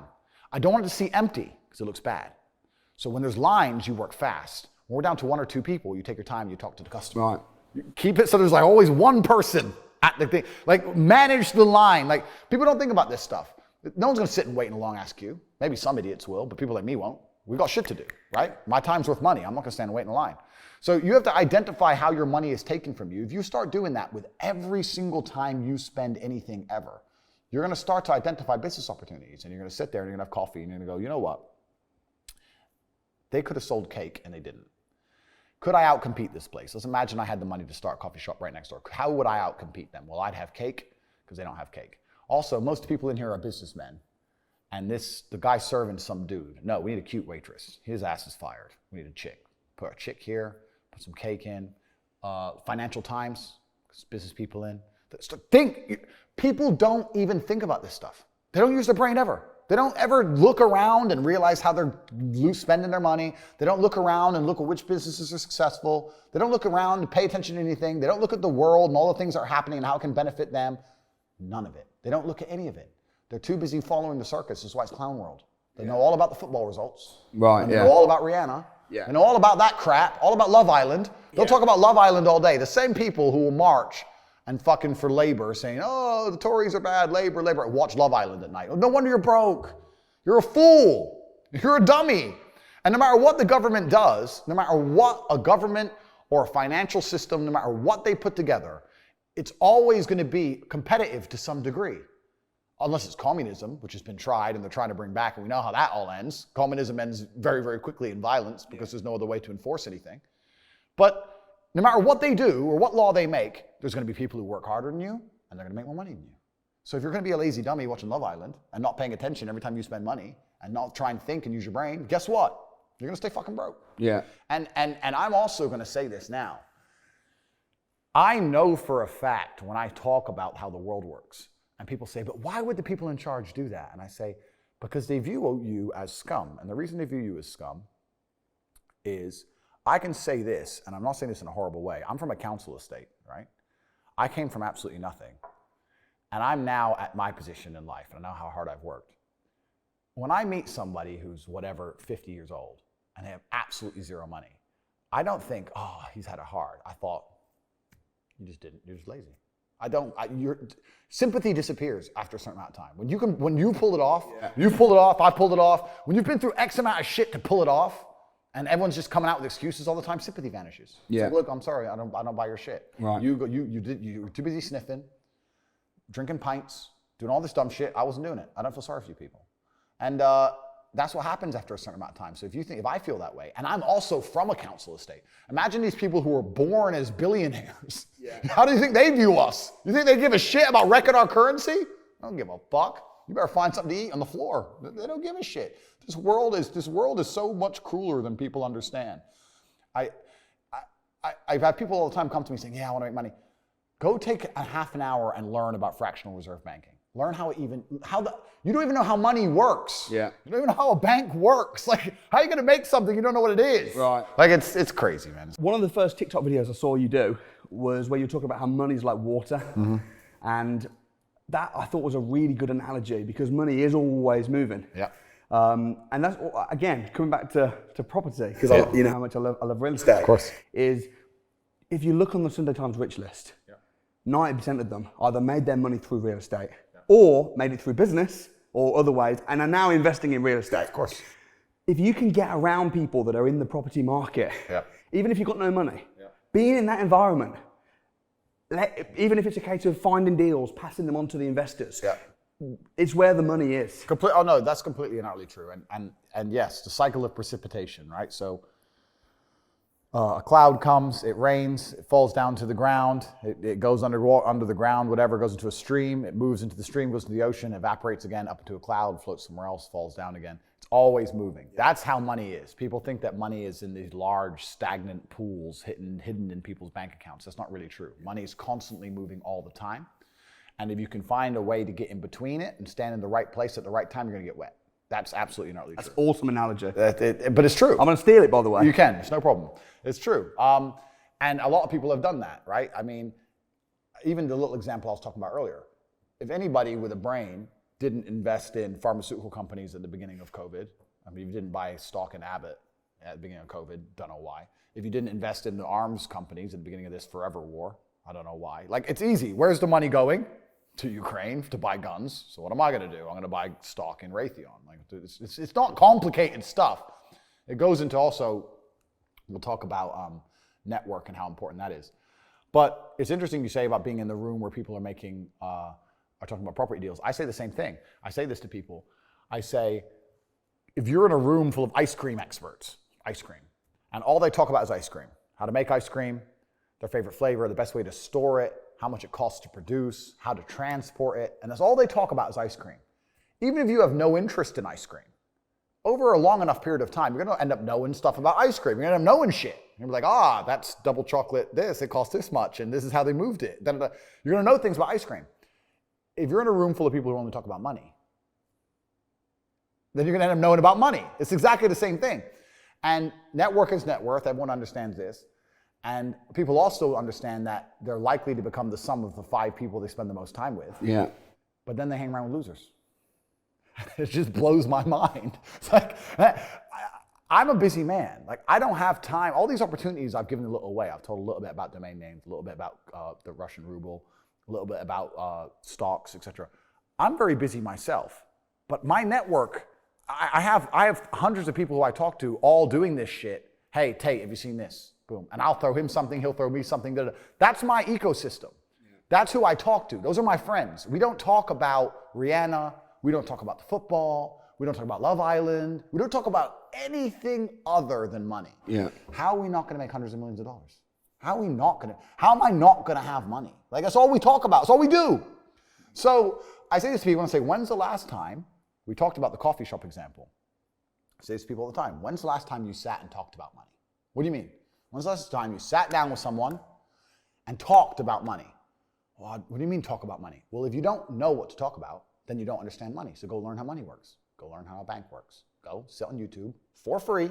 You don't just pay 50 grand in 4 years like a university. Go sit on YouTube and understand money, banking, or the real estate market, any of it. Understand the last housing price crash, why it happened. Understand mortgage rates and how that's affected by interest rates. Understand it. And then go sit with someone else who understands it and talk about it. Oh, yeah, I should do that. Yeah. Back to TV. Yeah. Dumbasses. So, like, they do, I don't want to be a negative person, because I'm not. But to a degree, I think the universe is very giving. And I've yet to experience in my 36 years a man or a woman who genuinely tries their very best and genuinely dedicates himself to something and is genuinely motivated to make sure they're the best version of themselves, who doesn't get what they want. Yeah. I've never seen it. I've never seen someone go, I spend all of my time doing what I'm supposed to do. I do not waste any of my time. I dedicate myself. I'm good to people. I'm honest. I'm hardworking. I'm there on time. Every time I've got a meeting, I've got a firm handshake. I don't snake anybody. God likes me. I work hard. I'm not an evil person, and I work really, really hard. Who doesn't have everything they want? Yeah. So everyone can have anything they want. I really believe the universe will give anyone anything they want if they actually fucking want it. The problem is, I think, when people complain. So if someone's complaining that they're broke and being negative, oh, it's really hard, but then they're not doing the very basic things. It'd be like me complaining that I'm overweight. Yeah. Yeah. If I was to bitch about it, oh, I'm overweight, it's really hard. I heard you say actually on a Rumble video, you said that if you woke up fat, within a couple of months you'd be slim. Absolutely. Of course you would be. And in the same way, if I woke up broke, a couple of months I'd be rich. Yeah, that's right. Yeah, so it's all about, exactly. You get what you want. Completely. And what you push towards. Completely. And that's what I truly believe that the universe is giving in that way. But it is player versus player, and that's just the way it works. But that's why also network is so important. So a lot of people who don't have, when you were saying earlier about being around the property deals, just even being around people with money, it's just a good place to be. I'll give you an example. I was in Romania, and I have the largest car collection probably in Romania. I have 28 supercars, everything you can name. And I went to a town called Cluj-Napoca. It's on the border of Hungary. And I drove there in my Chiron, and I parked up, and a kid came up, and he said, hey, can I take some photos of your car? I have a car spotting page. I was like, yeah, whatever, cool. And he goes, yeah, okay, I'll just be a few minutes to this. So he took a bunch of photos, and he come up to me and goes, hey, do you want the photos? And I was like, not really, I already have photos. And he goes, oh yeah, okay. Well, if you want them, here's my email address. And I said to him, why do you do this? Like, you spend all day standing around taking photos of other people's cars. Is that not a waste of time? I thought it was a waste of time, but I was wrong. He goes, oh, well, I skipped school and I skipped college because I knew if I take pictures of expensive cars and email them to people, I'll have email addresses of the richest people in Romania. Yeah, smart. I was like, you're clever. I ended up hiring him. He works for me now. Yeah. I was like, I like you. He got himself a full-time job that day. So he understood, be near the money. I have no money. Yeah. Money's over there. Well, let me get closer to it. Like, no point staying over here on my fucking own. Let me at least get closer to it. That was a 17-year-old kid. Now he's making 10 grand a month in Romania from me. So like, at least being closer to it. So you're right. People should, even if they haven't got a penny in the world, should be going to these meetings about real estate, about investing, that especially if it's cheap, they should go. Just meet other people who at least have money. Have conversations about money. Talk about it. How are you going to get what you don't talk about? It's like, you used the gym analogy. It's a perfect analogy. I've never met anybody who is in fantastic shape, and you say, how'd you get in fantastic shape? And he goes, oops. Dunno, bro. Just, oops. No, absolutely not. I went to the gym every day. I ate this particular way. I had a meal plan. I dieted. Nothing is going to happen on accident. Yeah. This mindset of when my ship comes in, one day it's just going to, well, you're going to win the lottery? Maybe. And that's another thing that's actually funny, talking about winning the lottery. I used to dream of winning the lottery, bro. How much does a lottery win nowadays? It depends on the win. Could be anything. 6, 7? No, not Euro. I don't know anything about the lottery because I think it sucks. But man, like, I used to dream of winning the lottery, thinking that my life would change. And now, like, 6, 7 million, that's a year of jets. That's nothing. Like, it's not even money anymore. It's crazy how the perception changes. But even if you win the lottery, 90% of lottery winners within 10 years are in the exact same situation. Completely, because they think it's a lot of money. It's not even a lot of money. A couple of 6, 7 million pounds is zero in the real world. It's zero. But yeah, like, it's interesting. But yeah, you have to be near it, and your network needs to be important. And this is the reason why, and I will do a shameless plug here. Like, you have your speaking events. I think absolutely everybody should go. Even if they have no intention of buying a house. They should be at that fucking speaking event, and they should be listening to you and understanding how the real estate market works, and they should be polite to people and courteous and nice, and they might make a friend. And they should sit and talk to their friend about real estate. That cannot detriment your life. That cannot detriment your life. You'll sit and meet with your friends on the pub and talk crap, but you won't sit and talk about money. You're not going to get it on accident. Your ship's not going to come in on accident. You have to plan for this. That's why the only 2 things I sell online, and trust me, I've been offered endless things. I state this as a matter of fact, not a matter of arrogance. I was the most Googled man on the planet. I was the most famous individual on the planet. More than Donald Trump, more than Brad Pitt, more than Joe Biden, more than Putin at the start of the war. I was that Googled when my TikTok thing blew up. And I was offered $40 million to promote crypto, $10 million to promote some fucking pill, supposed to be some supplement that makes you strong, scam. I was offered endless money to sell my soul. And I didn't do it because I didn't like the idea of a kid who really believed in me and who was a fan of mine buying a crypto because I said it's going to go up. And like I said, player versus player, someone's going to lose, and that kid losing all his money because, you know, I'm in first and I own most of coin or whatever. I didn't want to be a scammer for money because I believe that having a pure heart and living true under God is more important. So I never sold my soul. I'm not like Logan Paul and these fuckers who sell an energy drink full of sugar and crypto pump and dump scams and NFT scams and all these other influencers sell scams or they sell gambling to kids on their Twitch screens. None of that. I don't do anything. Only two things I sell are my university, which I have priced so cheap, $60 a month, so cheap that anybody can join. There's no one who's too poor for that. Yeah. And there's no contract. It's month-on-month enrollment. You can join. If you don't like it, you can leave. Everybody who joins makes more money than they invest. Look, even if you spend $60 to join and you make $300 the first month, it's still a win. Yeah. It doesn't matter. You're not going to be a millionaire overnight, but it's still a win. It's my university for that. And the only other thing I have is my network, which is the War Room. And we have about 4,400 men all around the world. And those are people, that's a place where you can go and talk exactly about the things we're talking about, money. Mm-hmm. Oh, the war in Ukraine's happening. How does this affect me in a way that actually is going to benefit me? Not what the news is saying. The news is talking shit about how we have to save Ukraine and fucking money laundering all this money through fucking arms companies. They're lying to you. What's the actual truth and how can this actually benefit me? So I have the War Room, my personal network. Those are the only two things I sell to the world. I sell how to make money in a university and I sell a network. Because if you have those two things, you can have anything you want. Yeah, and it's interesting as well because anybody that says, I won't pay that £60 because it might not work, it's crazy. No, but what will happen is when they go into business, they'll think the same. And anyone in business has to look at the best case and the worst case and the likely case. Yeah. And if anyone says, well, the worst case is I'll lose £60. Yeah. The best case is I'll be financially independent, travel the world. Yeah. But you know what? I'm not going to take that risk. Yeah. They'll never win in business. The unfortunate reality about the world is the law of averages ensure that half the people you meet are even more stupid than average. That's just the way it works. Yeah, you're right. What kind of stupid equation? Like I said, I've sat here on a podcast and said, me as a multimillionaire, even if you don't give me £60, I have a free email list. I'll give you tips for free. CobraTate.com, sign up. It will take 3 seconds and you'll get tips on money every single day for the rest of your life for free. A bunch of people still won't go. They still won't do it. And then you're right. What kind of idiot sits there and goes, this guy has hundreds of millions of dollars. He doesn't need why would he scam me at £60?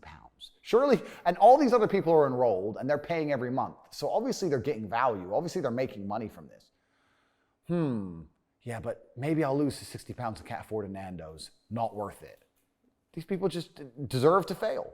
And that's why I get to the point where I'm semi-jaded. I don't feel sorry for these people. They deserve to fail. If you want to make money, I'll tell you how. Yeah. You go to CobraTate.com, sign up for the email list, and go join Hustlers University. And if you want a strong network, join the War Room. There's all your answers. I fixed all your lives. But if you're going to sit there and just sit on your ass and not do anything, then don't come up to me in the street and ask me why you're so brokey. Because there's the answer to it. But yeah, it's interesting, man. The world's kind of a crazy place. And I mean, the last 3 years have proved it, etc. But The Matrix, you have to watch the movie The Matrix. I will watch it. You have to watch it. But Morpheus says it. Most people's minds are not ready to be freed. Most people's are so dependent on the system that they'll fight to defend it. Their minds are not ready to be freed. I also think another thing that's kind of interesting is the world is changing so fast in real time.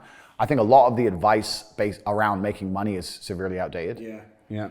And that's why my university, we don't have a real estate section. You used to, though, I'm sure. We had something. I've seen... we had like an Airbnb kind of thing. Right. But we don't do real estate so much anymore. We teach 18 modern wealth creation methods. So the new stuff, right? Because a lot of the things people are told about how to make money was accurate, but it's no longer accurate. Yeah. Like your parents will say, hey, you need to save up and buy a home. Well, okay, when you were saving up and buying a home, it was 50 grand for a house. Yeah. You were earning 20 grand a year. You were getting 5% on your savings and you bought a house, and now that house for 50 grand is worth $500,000. I'm sure it worked out great for you. It's a bit different for me. It's not the same. Yeah. So all the advice they're giving you is shit. That's the case of any business, though. It gets outdated. It gets outdated. You need to be. And you have the modern ways, which is fantastic. But I'm saying a lot of people will sit there and listen to their parents. Yeah. And I was like, your parents don't know anything. Yeah. Your parents did something that worked once and it doesn't work anymore. And what works now won't work in 20 years. Yeah. That's why you have to be perspicacious. You have to be adaptable. You have to be indefatigable. You have to pay attention to these things. And this is why network is so important. This is why you have to be talking to people who are constantly on the cutting edge. I'll say this now. If you're sitting here at home watching this, you're on the internet and you're saying, I want to make money on the internet. Know that me, a man with hundreds of millions of dollars, and my network of 4,000 people all around the world, from Singapore to America, et cetera, with combined assets of billions, are talking for 12 hours a day about how to generate money on the very cusp of culture, on the very cusp of updating geopolitics. This is who you're competing against. It's player versus player. You're sitting there like a jackass, scrolling around a little bit and going, oh, I hope I'll be rich one day. And there's people like me and my network out here, and this is who you're competing against. You're gonna get fucking wrecked. You're gonna get crushed. Either join the winning team or stay broke.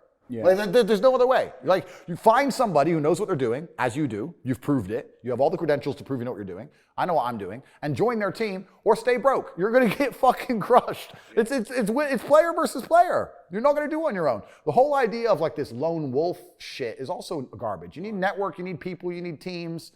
You know this better than anybody. Yeah, and it's like, you know, if you're playing chess, I know you love chess. Your dad was a champion chess player. And you don't really know how to play, and you're against a champion chess player, every time you're going to get spanked. And that's the interesting thing about chess. That's what's so great, because the rules of the game are the same for both players. The constraints are the same, but the grandmaster will destroy you within the same constraints. He can't do any moves you can't do, but he will wreck you because he knows the game better. Yeah. That's all it is. Business He knows the rules better. That's it. It's business is the sales, marketing, it's all the same. finance, operations. He knows it the same. And man, most people have no idea how to make money. So I had a guy come to me, and he was a guy, and he started dating some semi-famous girl with a big Instagram account. And she was really pretty. She was out of Serbia. And he comes to me and says, bro, she's big in Serbia. I want to launch a makeup brand. Okay, fair enough. He goes, yeah, I want to launch a makeup brand, but I need money. I was like, how much you need? He goes, I need $250,000. And I said, listen, here's what we're going to do. What's your plan? You get $250,000 and do what? He goes, well, I'm going to build the website. How much is that going to cost? He goes, I can probably get that done cheap in Serbia, like $2,000. I said, okay, that's a good start.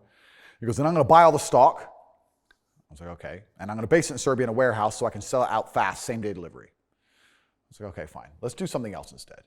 Instead of wasting all my money, how about this? Here's my advice to you, because otherwise I'm going to want a big percentage of the business. That's the first thing. Second thing, there's a big chance my money gets wasted. So here's what we do. I'll give you $2,000, make the website, take the pictures, get the product designs, put it online, launch it, put it all over her Instagram, launch it, start selling.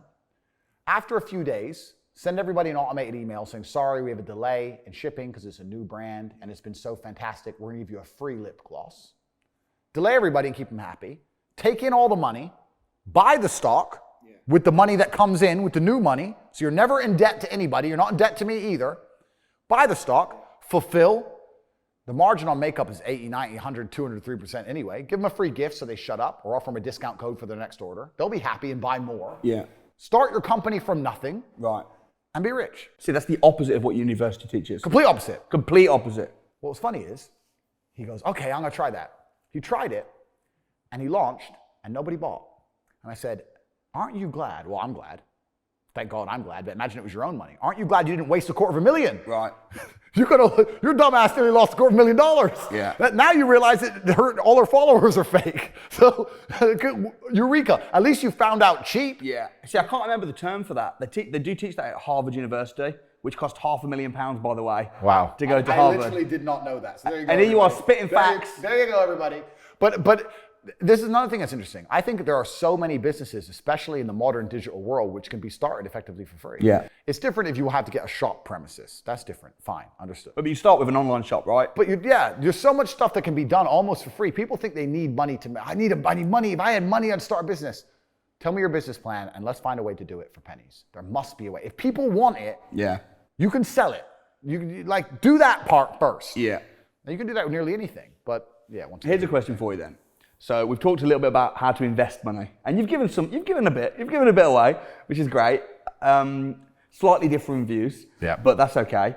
Talk to me about not making money because you don't believe in making money. No. You believe in taking money. Yeah.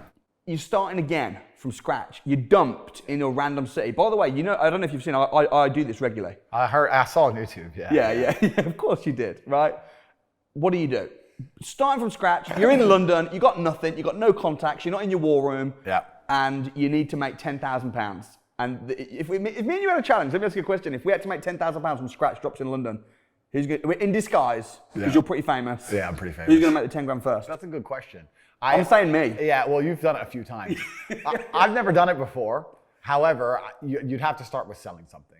Yeah. You'd have to start with becoming the middleman of something, and you have to start by taking a commission. That's the first thing you could do. Like the London dropped in the middle of zero and doing it physically, I'm not sure. I think no matter where I was dropped, I would turn to the internet, no matter what. Okay. I think that because the internet's just a global marketplace, it's just so much better. I'd find somebody with, okay, so let's say I had nothing, right? I'd find somebody with star power, like you, for example. And I'd come along, I'd drop you an email and say, listen, I want to put something together. I believe I can help you sell more. I am hoping if I show you I can sell more, you'll give me X amount of commission, X amount percent. I understand you have star power. You have something I don't have. You can talk in front of a camera. You can attract people. You can entertain people. What are you currently selling? You're selling this. Okay, if I bring X amount of thousand people, will I be able to get this percent?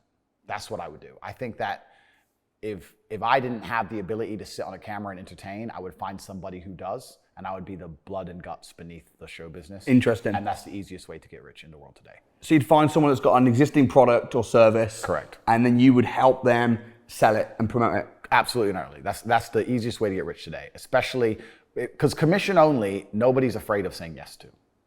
Nobody's afraid of being saying yes to. So let me see if I have my business card with me. If I don't have it, I'm going to be a bit upset. But let me give you an example of my business card because it shows it perfectly. So I do. Here we go. So here's my business card. We'll have to show the camera. Keep this, bros, for you. But my business card, Tate Enterprises Unlimited, kickboxing world champion, master and commander of the war room. Yeah. Also says on the back, my unmatched perspicacity coupled with sheer indefatigability makes me a feared opponent in any realm of human endeavor, which is my saying. It's a saying from my father. But it's basically saying unmatched perspicacity, so the ability to always pay attention. Perspicacity is perception. So unmatched. I'm always paying attention to everything all the time. And sheer indefatigability, I don't become tired. Makes me a feared opponent in any realm of human endeavor. So a man who always pays attention and never gives up is a feared opponent, no matter what you're fighting against him. And then it says, I specialize in the following: wars fought, assassinations plotted, revolutions started, uprisings quelled, smuggling, passport allocation, ventriloquist, decentralized finance, blockchain analysis, whiskey merchant, tiger taming. It goes on and on and on. The point I'm making is, Rainmaker. if you come to me with $1 billion and say put a rocket on Mars, I'll try. Yeah. Pay me. Okay. Maybe I'll call Elon and give him $900 million to do it. Maybe I'm just a middleman. But I'm the guy you can come to for anything. I'm that guy. Yeah. No matter what you want done, I'll get it done. I know a guy who knows a guy. And I think that kind of shows my point overall. If I had to start again, I'd do the same thing. I'd meet people who are extremely competent and extremely good at what they do. You'll often find in life there are people who are best at what they do aren't good at the marketing and sales side of things. There are so many fantastic singers or fucking painters or whatever. They're amazing and they don't make any money. They're crap at the marketing, the sales, the whole famous of it. Yeah. I'd do that. It doesn't matter if I find a singer and say, look, I'm going to get you bookings. I want this percent. I'm going to get you the best bookings. Bang. I'm going to put together a promo video. I'm going to use my camera guy. Boom. We're going to make this excellent. And we're going to get some personality involved. And you're going to go up to some random girl on the street and you're going to sing. This is all off the top of my head. You're going to go up to some random girl on the street and you're going to busk and you're going to sing to her. And we're going to do it over and over again, even though a bunch of them will call you weirdos, to get one who looks like she falls in love right there on the spot. And that's going to go viral on TikTok. And we're going to put that on your Instagram account. And your Instagram account's going to start getting followers. And when you start getting DMs in the Instagram account, I'm going to reply to them. And I'm going to book all the bookings. I'm going to get X amount percent. But it's all bullshit. Boom. Okay, now I got a singer out there working. I got a photographer out there working. I got a painter. She's out there painting shit. Bang, bang, bang, bang, bang. It's just a game. That's how you get rich. I think you do well. Would you be down for it? A challenge? Who can make the first 10 grand from scratch? Gee, I can't walk the streets anymore. G. Yeah, mate, we can get a mask. Bro, I can't design a mask. When I walk the streets, I have to have full security teams or the strap. If I can find a way to completely disguise you. Bro, I don't know. I'm top G. They know me, bro. Your accent would give it away. Yeah, London's a bit of a weird one for me because London's not safe anymore, one. And two, like when I'm in Romania, I'm armed and I have a full security detail and blah, blah, blah. And when I'm in London, it's unusual because people recognize me and they want to, some of them want to be friendly, but when I see full-grown people like running up to me or coming up to me, I've had a hard life, right? I don't like when 3 full-grown men go, hey, Tate. I'm like, oh, for fuck's sake.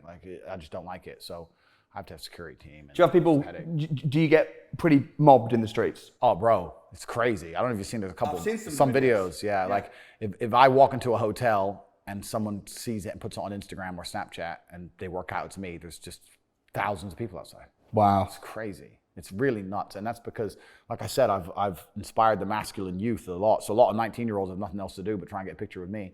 And that's another thing, because you look bad when you say no. Sometimes I say no to guys and they're like, why? It's like, because if I do 500 photos a day, like 500 times 3 minutes, it's like, it's my life. It goes on all the time. And it's easier with security, because security can just say, leave them alone. Because I'm trying to live normal life, right? But it's not too bad in Romania. But in London also, it's not necessarily a safe place. I'm obviously an extremely rich person, and I don't like when people run at me and come up to me and try and surprise me and shit. I just want to be left. All right, my question for you then.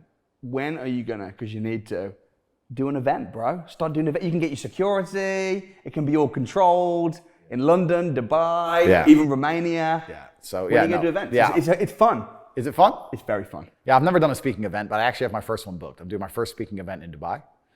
I've chosen Dubai for security reasons and a bunch of other reasons. I believe Dubai is the city of the future. I'm heavily invested in Dubai. I love Dubai. I have a lot of money in Dubai. So yeah, I'm doing a speaking event That's in Dubai. awesome. Yeah, I'm going to do a speaking event in Dubai. It'll be my first ever one, and we'll see how that goes. I think you'll do really well at that.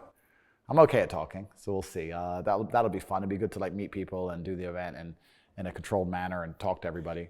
And that's not just on money, that's basically on life philosophy. That's going to be a life philosophy event on my tenets for life as a whole. So it's going to be quite interesting to do. And also, yeah, the Matrix try and cancel me, and I keep getting bigger and bigger, right? So I got to fill a stadium. All over social media, not just Rumble. You're on TikTok, you're on Instagram, after being cancelled. Yeah. Interestingly, when you first got cancelled, I watched your video, which I actually thought was a bit weak. You think? A little bit. Yeah. A little bit. Well, It was very tame. It looked like. Yeah, it was very tame. I liked the one that you did on Rumble after that one. That was a little bit better. Yeah. No, I came across tame because a lot of people are confused about me, not because of what I say, but because of the way I say things. Yeah. So I came across tame on purpose to try and alleviate. You didn't want to be misunderstood. Yeah, and it's fine, but all in all, I knew that what happened would be good for me. I knew that this was going to be a good thing. By chopping off my tongue, they don't prove me wrong. Yeah. They prove me right. And I think we're coming into a new age of consciousness and a new age of truth, where a lot more people are starting to realize, still not enough, but more are starting to realize how they're getting screwed and how they're being lied to. And that's good for people like me. I'm heavily leveraged against chaos. You say, how do I invest? Well, the more chaotic and more dangerous and more messed up the world gets, the more people come to people like me for clarity and guidance and solutions. So that's my ultimate leverage. You said that you wanted to lead the way for people that might later be cancelled. How do you feel that you're doing that? Because the pressure is already behind the dam. The dam are the social media companies, YouTube, Instagram, etc. They have these monopolies. The pressure is behind the dam. Everybody knows they're unfair and tyrannical. Nobody's happy with them. The problem is, if you're canceled, there's nowhere else to go. I am proving that that's not the case. That when you're canceled, you can move to alternative platforms, and if you have a true following, they will follow you. Like I'm proving. And that's going to put a crack in the dam, because now people are going to say, well, if I get canceled, I'll just go there. And I think if I crack the dam, the pressure will do the rest, and then things are going to change. I didn't want war with these social media companies. I didn't want to have a genuine problem with them, but they decided that I'm unsafe for some reason. Perhaps I'm optimistic in this particular circumstance, but I believe that the social media companies will eventually understand that they made a mistake, and as public sentiment shifts, they're going to offer me reinstatement. It doesn't matter to me either way, but I do think that is coming. But all in all, yeah, it never really concerned me. It was semi-inconvenient. Yeah, sure. For a while. And they closed your bank and stuff. Yeah, they closed bank accounts, Crazy. payment processing. That's what I mean. Own the money, right? Yeah. Your bank account. But they didn't take your properties off you. Well, they can't. Yes, exactly. But that's because of how I've set things up. Right. So you need to be smart in how you do it. Yeah. Do it through a company. Well, that's right. But I also think that Joe Schmo, who's just starting off buying his house, doesn't do it smart. Absolutely. You know what though? In the UK, they've devastated landlords. The taxes, everything, they're killing landlords. Yeah. But the rich corporations that are investing in property, the way they're doing it, it's very profitable. Completely. So the small guy needs to learn how the big guy's doing it and duplicate it. Yeah, and it's always been the same. What did I say earlier about the tax? They don't come after rich, they go after people somewhere in the middle. Yeah. And they just wreck them. But yeah, like, I think just especially in England, just the idea you hear people say, once we pay the mortgage off, we'll be, it's just this fantasy, and I just don't think it's... You know what I see when I watch your videos, and they're very funny. I send them to my wife and she sends them back. You know, they're very funny. And I know that sometimes you deliberately piss people off. Yeah. You've said that. But the big message that I see is personal responsibility. Oh, completely. Take control of your mental health, take control of your physical abilities, your weight, your finances. Yep. I think that's what you're about. It is what I'm about, because nobody else is going to wake up and care more about your life than you. Mm-hmm. If you won't wake up every day and say, I need to get rich, nobody else is going to wake up and say, I need to make him rich. Yeah. Nobody else is going to do it for you. So if you don't think it, nobody else is going to think it, which means nobody thinks it. So it's down to you, right? You're the only person on the planet who can think it. And I always knew, I never doubted for a second I would be what I am. I knew I would be rich. I just knew I would be rich and be free and be able to do and say what I wanted. Mm-hmm. I just knew that. I was just like, there's no way that guy in the Ferrari who drove past me is a better person than me. There's no way he's smarter than me. And I was not arrogant, because arrogance prevents you from working. Arrogance goes, I'll make it. Arrogance is to people who go, my ship will come in later. Arrogance to the people who watch Love Island and go, I'll be rich later. That's arrogance. Yeah. Most people are very arrogant. I was never arrogant. I understood, okay, I'll just outwork him. Maybe he is smarter than me. Fine, I'll outwork him. I'll just outwork him. No problem. Boom, let's get to work. I think that a lot of people, the main reason people aren't rich, there's probably 3 primary reasons. They're either lazy, they're arrogant, or they're stupid. I think lazy is actually quite a small contingent, because I think a lot of people get out here and they work very hard to a degree. Like, even if you're a trash man, that's still work. You're working hard, you're just not making any money. And also, I think if you could show somebody how to make money, a lot of people would do it. I don't think they're that lazy. If you say, look, press this button for money, they're not gonna go, no, I can't be bothered. They're gonna go, all right, okay. They're just lazy to find out how, perhaps. Yeah. But once they know how, they'll do it. Stupid, I think, is also a very small percentage.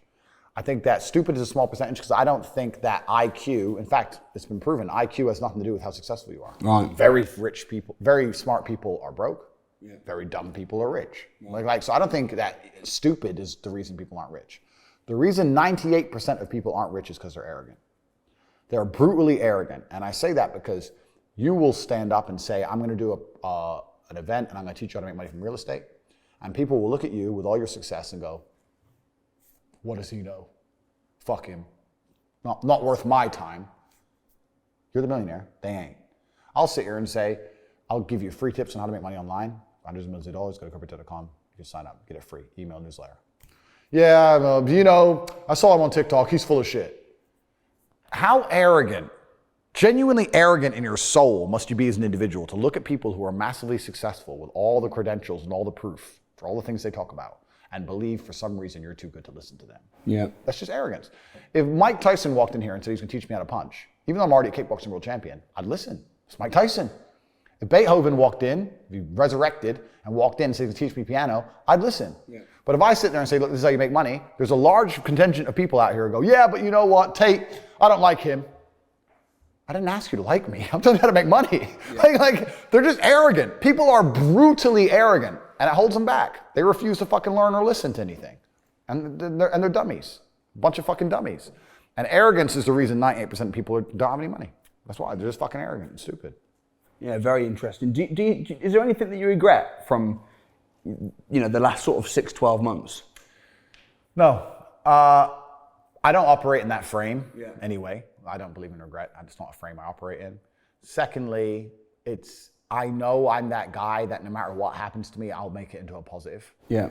You talk about being dumped in the middle of London in your underwear and pulling it off. I'm the same. You can dump me in the desert by myself, expecting me to dehydrate, and you'll end up seeing me on the high street in a Lambo next month and be like, how the fuck did he? Yeah. I'm that guy. I'm just that guy. Yeah. So when they tried to attack me with everything, I kind of felt excited. I was like, interesting. The game's getting fun again. Yeah. So most rich people though, if they're self-made and they started from nothing, if you took everything away, they're gonna make it back. Oh, completely. It's a matter of time. Yeah, completely. So I don't regret absolutely anything. I know that what I say is true. Mm-hmm. I truly believe everything I say. I know that I can help people if they're prepared to learn and listen. I know my network's fantastic. I know my university's fantastic. I don't sell scams. I don't lie to anybody. I live with a pure heart. I'm one of God's favorites. God loves me. Because I show strength and courage. I think the devil is looking for weak men. It's the weak men in the world that he uses to do his evil doings. And harnessing strength in all of its forms is service to God, whether including financial strength. So I don't regret absolutely anything. I don't operate in that frame. I think that it's still a lot of people think that this is the end of me, and they don't understand this is absolutely and utterly just the beginning. My only concern now is becoming too big. That's my concern. I'm worried about becoming too influential, too big. So I have to try and work on that. A lot of stuff the media said about you just isn't true. Most people don't have brains. They read the headlines, they read things out of context, and it's happened to me in the past. And that's one of the reasons why I wanted to do this interview with you, was because I know what it's like to be completely misunderstood and for the media to go after you. It's interesting that all the social media channels and all the media seem to say the exact same thing. Yeah, they ban you so they can lie about you. So you can't respond. So you can't respond. So they ban you so they can lie about you. What did I say at the beginning? I said, by removing the other side of the argument, they create a false reality. They create the matrix. By banning me and not allowing me to give context or tell the truth on anything, they get to lie about me and create a complete false reality. They get to pretend I'm something I'm not, or I've done things I haven't done, and convince the NPCs of the world that's the case. I do find solace in the fact that the people who are stupid enough to believe everything they read in the media without doing any kind of investigation are also going to be punished by God himself through having a terrible life of austerity.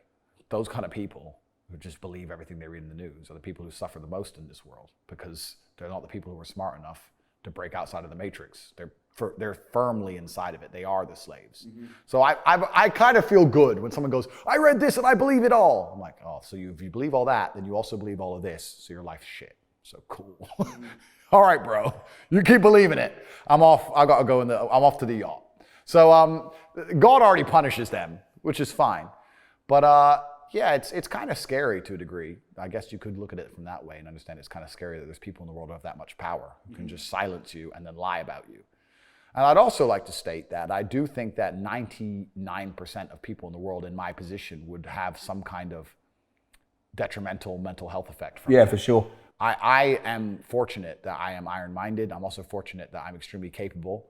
My network is capable. I'm physically capable. I've had a very hard life, etc. But most people are not prepared to be lied about in the media without a voice, to be threatened, to have thousands of emails of death threats, to have their family thousands of emails of death threats, to have investigative journalists kind of work out where their parents live, to have journalists call up all their ex-girlfriends saying, if you have a negative story about Andrew Tate, we'll pay 50 grand. That's effectively a bribe. That's effectively saying, we'll give you 50 G's, no evidence, just make up a story and give us your picture. And that's, I mean, none of them did because I'm a nice guy, but you ask the average man watching this, if they were to call every single one of your exes and offer him 50 G's, you tell me not a single one would say, all right, fuck him, he's a dickhead anyway. Like, it's scary, right, to a degree. I'm lucky I'm me. But if I was the average dude, I'd be suffering from this crap. But the people who are in charge don't care. They don't give a shit. And they don't give a shit, one, because it's personal, but two, also in general, the world doesn't give a shit about men's mental health, which is another thing that we need to talk about, because they pretend they do. They put headlines and pretend they do, and they say, we have to talk about men's mental health, et cetera, et cetera. But when I come along as a bastion of strength and inspiration for the youth of the world and tell men, listen, being a normal man or an average Joe is always gonna suck. The only way to have a good life as a man is to be exceptional in some fields. Here is how you do it. You need to work your ass off. They delete me. They want men to stay depressed, semi-depressed, miserable, paying the taxes, just rich enough to pay tax, too broke to do anything else. And that's what they want. That's where they want you. So they don't care about men's mental health either. They don't care how many men kill themselves. They don't give a shit.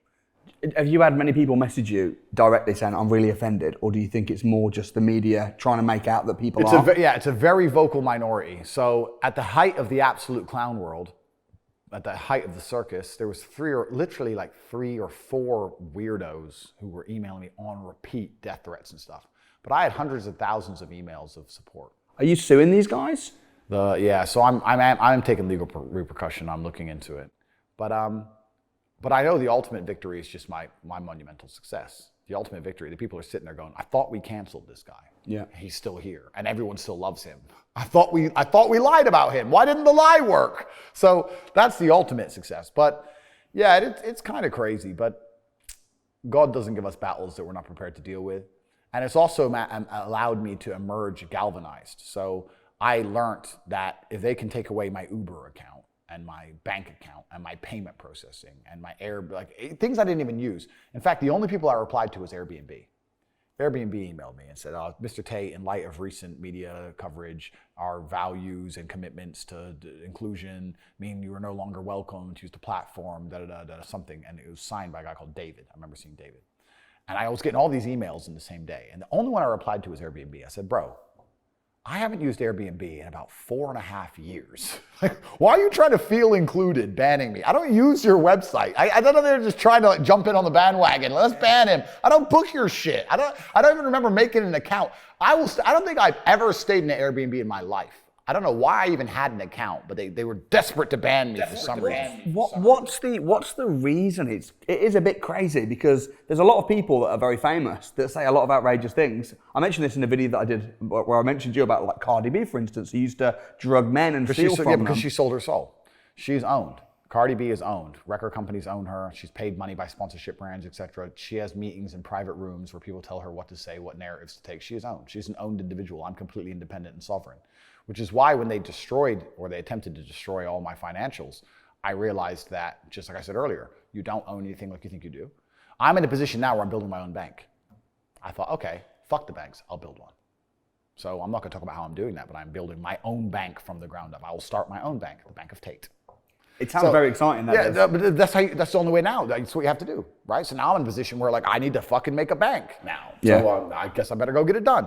So I'm going to build my own bank, and that'll be interesting when we talk about once that's online and finished. Then in future podcasts we can talk about what it's like to own a bank. So we're going to talk about that. But yeah, it's the Matrix attacks, and they want everyone to march in lockstep.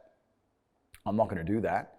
I'm a logical actor. I'm a logical person. I think people have this idea out there that I'm crazy or I'm some weirdo or I don't know. I've heard some strange conspiracy theories about myself, but I'm obviously a very logical person.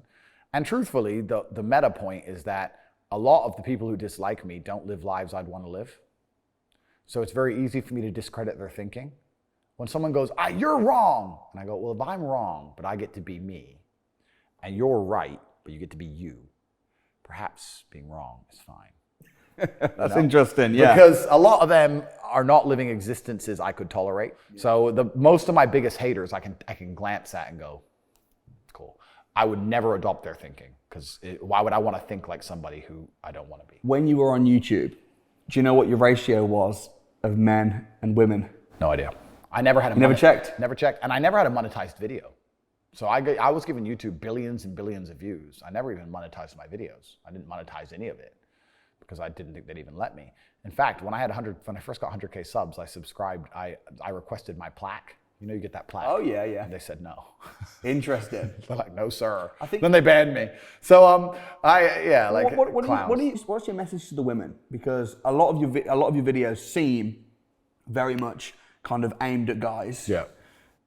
I've got a property company. I've also, as you know, got a training company. 50% of my customers are women. Good. Killing it Good. In property. Absolutely. Absolutely smashing it. Yeah. My wife is my business partner. Amazing. We've been married 8 years, happily married. Perfect. Brilliant marriage. Yeah, good. She's helped me get a lot richer. Yeah. We're business partners. Amazing.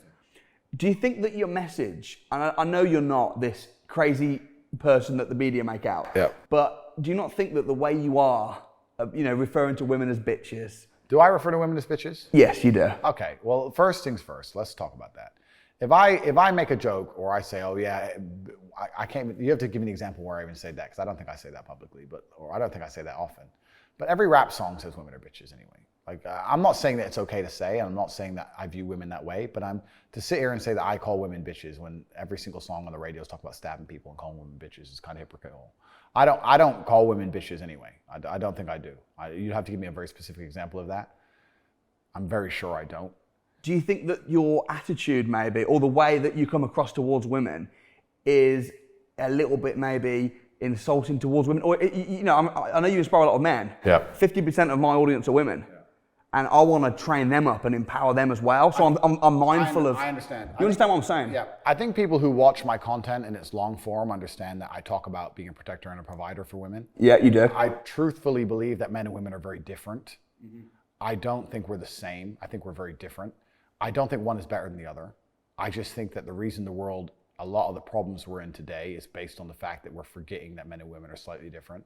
Right. I think a lot of the problems can be brought back to that very simple point. I think women are better than men at a lot of things.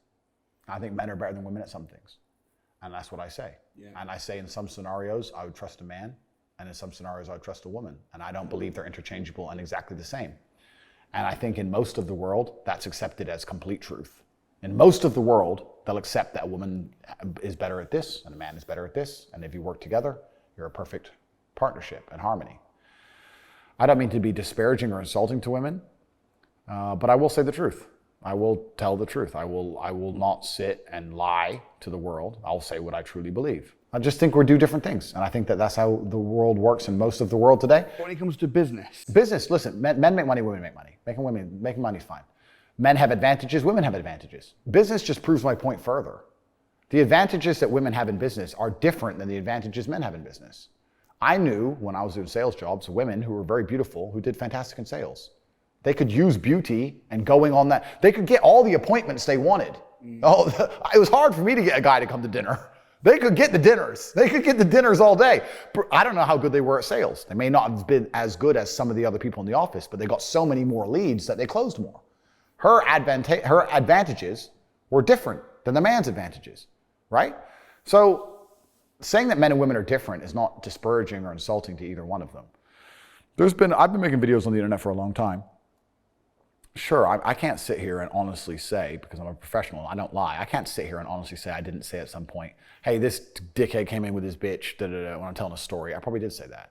But I tell you, I insult men just as much, just the same. It's not gendered. And if you watch my stories, I probably say this bitch was running her mouth. I probably do say that. I also say, and this dickhead got hit. So it's not about man and woman. It's just about some people are dickheads and idiots. And that's what it's about. It's not gendered about man and women. All the women who are in my life and any woman who's anywhere near me is very protected, very provided for. It's a traditional gender role where I believe that all the money making responsibility is on me. Now, if I met a woman who was making a bunch of money, I'm not going to be like, damn it, stop. Well, good. Yeah. Do it. But it's interesting that with my training business, 50% are women. Yeah. You know, and they're smashing it. Well, I think that women would also be very, very good at property. Obviously, I don't know anything about it like you, but I think when it comes to things like interior design or taking the time to be more meticulous about how it particularly looks, I'm talking sales, systemization, perfect, marketing. Amazing. Well, and my wife, when I got married, my net worth was about 500 grand. Yeah. Within 7 years of being married, my net worth was 20 million. We're business partners. Amazing. No, but it's good to have. But I've never said women can't make money. And I've never said that women, like in my university is full of women. There's a bunch of women inside of my, yeah, there's women inside my house. I wouldn't say 50%. Yeah. Maybe 20%. Because I appeal to men with my advertising. Do you have a daughter? If I had children, I would not be able to say on the internet. I could have 3, I could have 10. What do you think about the World Economic Forum? Bro, you're trying to get me suicided. No, I did a video recently about the World Economic Forum. It had just shy of 1 million views on YouTube and a lot of interesting comments. Yeah, I think it's very coincidental that every single leader of all the important countries in the world seems to come from the World Economic Forum. So I encourage people at home to do their own research, along with fractional reserve banking and mortgage and interest rates and everything else. Look at the. I tried to join the World Economic Forum. Did you? It's £500,000 a year. I offered to pay them and they declined. That's a shame. It would have been interesting. Yeah, it's not only about money, is it? Yeah, it's about so you have to sell your soul to one degree or another. And that's the thing was scary about those organizations, because if you did join it, I said this on another podcast, so I'll say it again. Well, at the height of my fame, I started getting very strange invites. Yeah. I started getting weird invites, from a friend of a friend of a friend who had like a private island in Greece, or a friend of a friend of a friend who was doing this private event. It was always on private islands, very private, like 10 guys, 400 girls. And I thought maybe this is just debauchery and degeneracy, but maybe also they're going to drug my drink, or there's cameras everywhere, or you don't know this stuff and they get leverage over you. So I was saying no to all of it. But if I was a degenerate individual and sex hungry or whatever, like a lot of these celebrities are, they end up getting leverage over you. And then you're in real trouble. Then you have to shut up when they tell you to shut up. World's scary, man. But as for the WEF, well, we can, like I said, I encourage everyone to do their own research. But back to the woman's point. I don't think women can't make money. I don't know. And I'm not surprised that half of the women who work with you make a bunch of money. I'm not surprised. Like I said, about 20% of the people inside of my university are women. I think that my advertising style is more geared to men because I talk about men's issues. But the reason I talk about men's issues is because I'm a man. Why would I sit here and talk about how hard it is to be a girl? I can talk about why I think it's difficult to be a girl, but I can't talk about growing up as a girl because I'm not a girl. I might have just misgendered myself. Sorry, YouTube. But I'm not a girl. I don't know. So, have you got like one girlfriend who you see as a life partner? I'm not trying to get you in trouble with your girlfriends that watch this at home. I'm a man of God. I'm a Christian man, and I live true But to... Christianity believes in marriage, bro. That's it? Yeah. I'm married then. I mean, you live with your brother, don't you? How's that work out? Is that like a long-term, when you're 67, you're going to live with your bro and be sleeping with loads of young girls? All right, whoa. I wouldn't say, yeah, okay. Firstly, I don't know what you mean by young. Attractive, yeah. And attractiveness and youth are linked to a degree. But yeah, I will be living with my brother forever because I think that masculine competition is a healthy environment to bring out the best in yourself. If you look at any fighter who's training for a fight, he's not going to live with his wife, he's going to live with other men. You're going to live, the last few weeks before a fight, Mike Tyson, whatever, would move away from their wife and live in a house with just guys. Like, it's kind of like the army mentality. It's good for your mentality. If you want to be the absolute peak version of yourself, I think that you can achieve that by being in a competitive environment with other competitive men. If I live with just a woman, which sometimes obviously I do, if I stay with a woman, it's very comfortable.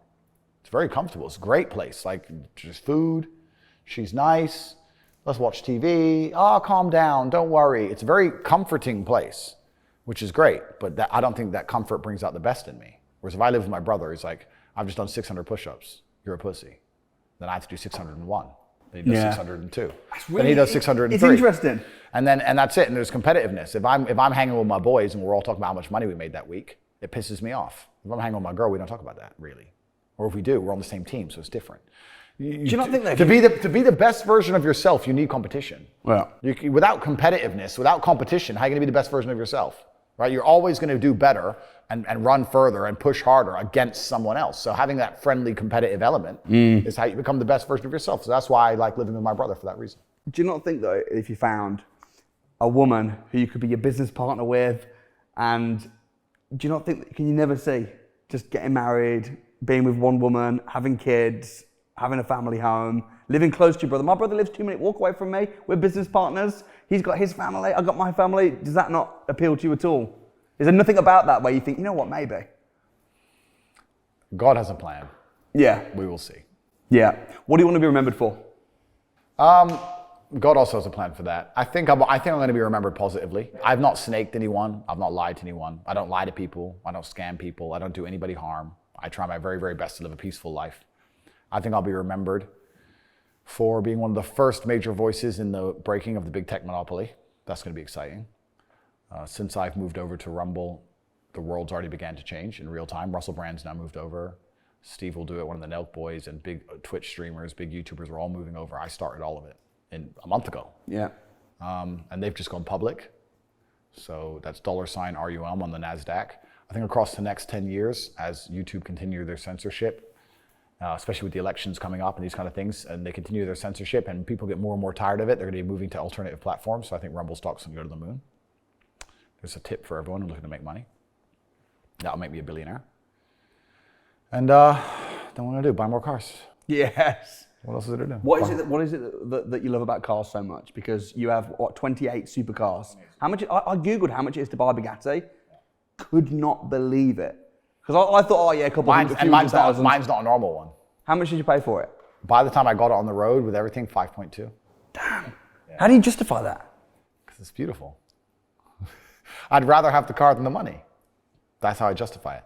I'm at the point now where I used to love them because I love to drive. And I live in Romania where they have beautiful mountain roads and there's no real speed limits at my level of influence. So I can drive however I want. So the whole place is like a racetrack. Right. And my hobby would just be, if I ever took time off work, would just be to drive 3-4 hours to the mountains, stay in a nice hotel, drive. I just love to drive around Europe. I drive to the Alps, drive through Switzerland, blah, blah. But now I'm kind of too busy to drive. So now I just buy them because when I say money isn't real, I'll give you an example. Before I was too famous to walk the street, every time I walked past an ATM, I would get out as much as I could. I'd get the maximum cash. I was with a girl a couple years ago, and she goes, "Why do you do that?" And I said, "Because it's free money. She goes, why is it free money? I was like, because if my bank balance is 17,184,938, and I go get 900 quid out, and it's 17,932,914. I don't know the math. It looks the same. It's the same. But I have 900 pounds now. I can waste it. So the money's free. And the point, even though obviously it's not free, the number's been reduced, but it doesn't affect the number. It looks the same. Mm-hmm. So you get to a point where money has no value at all. It's not real.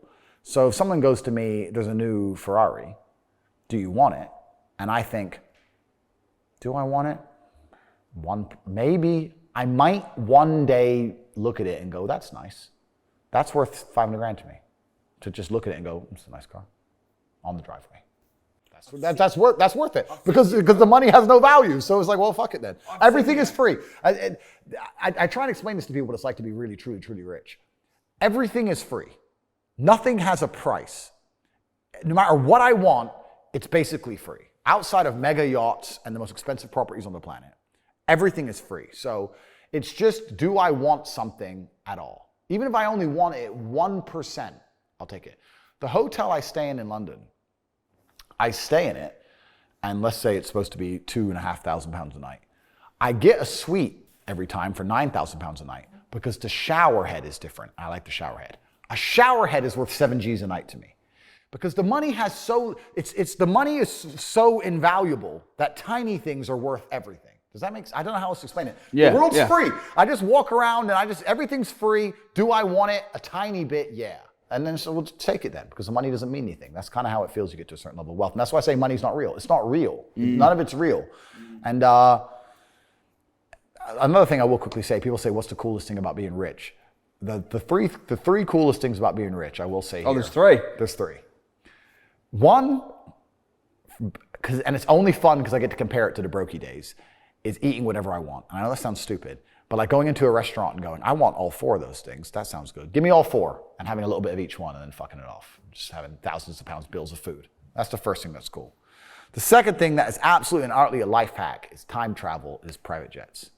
I could not go back to flying normally. It changes, private jets change the world. How much does it cost when you go on a plane? If I fly from London to Bucharest, 40 grand. Okay, so it's not crazy. It's not crazy, but like I do it 2 or 3 times a week or 2 times a month. I spend $500,000 a month on jets probably. Because it allows you to time travel. Do you plan to buy your own jet? There's advantages and disadvantages to that. I was thinking about doing it, but truthfully, a lot of the time, especially in the summer, I drive around Europe, right? So if I drive from Bucharest to Switzerland, now I've got to fly my plane empty there and find staff, and it's easier just to get to charter one. Yeah. But the reason private jets are cool is because they're time travel, because you remove all the bullshit either end with the airport. So what I'll often do, like I left my house at 9:01 this morning. I remember seeing 9:01. I drove to the airport, private terminal, 9:15 I got there. There was nobody in there, so 3 minutes through to passport, security, everything. I was on the jet by 9:20. And then, because there's a 2-hour time difference, I landed in England at 10:30. That's crazy. I left my house at 9, I'm in England by 10. Convenience, speed. Yeah, so if this interview ends now and I decide I want to go home, I can make a phone call and I can be home in time for bed. It's a 2.5 hour flight to Bucharest, but it takes 2.5 hours to get out of central London in a car most of the time. Yeah. So it's like a time travel. Yeah. So jets are super cool because they're time travel, because the number of times I've gone to 4 countries in a day, boom, interview, boom, boom, boom, boom. I go Czech Republic, Warsaw, Germany, Austria in a day. Jet, bang, bang, bang. That's cool. Food's cool, private jets are cool. And the only other thing that's really cool is you realize that the rich people of the world have done very good in convincing the poor people of the world that rich people aren't happy. Yeah. They've done a great job of that. So true. They say, oh, he's rich, but he's probably miserable. Yeah. Why doesn't he give his money away then? You ever seen a rich person give all their money away? I haven't. Have you?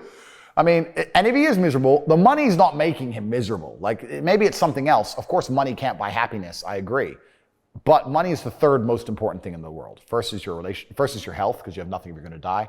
Second is your relationships, because you need love and family. That matters the most. But money can buy everything else. So money's the third most important thing. But using your money to have relationships and friendships are amazing for me. I think that knowing I have friends who live in Japan, but we can say, fuck it, let's meet up. Let's meet up. Oh, you're in Japan? Okay, cool. Maldives. Bang, boom. That's cool. Yeah. The money allows you to be closer to people. I have more friends because I'm rich, not less. I have more friends. I have better relationships. I think a lot of people who argue, you're saying your marriage is fantastic. That's good. I think a lot of marriage arguments are about money. Yeah, it's true. I think a lot of them are. Yeah. So people say, oh, he's rich, but he's not happy. I bet if you were rich, you'd have a better relationship with your woman. I bet you'd have a less stressful time at home. You'd have more friends.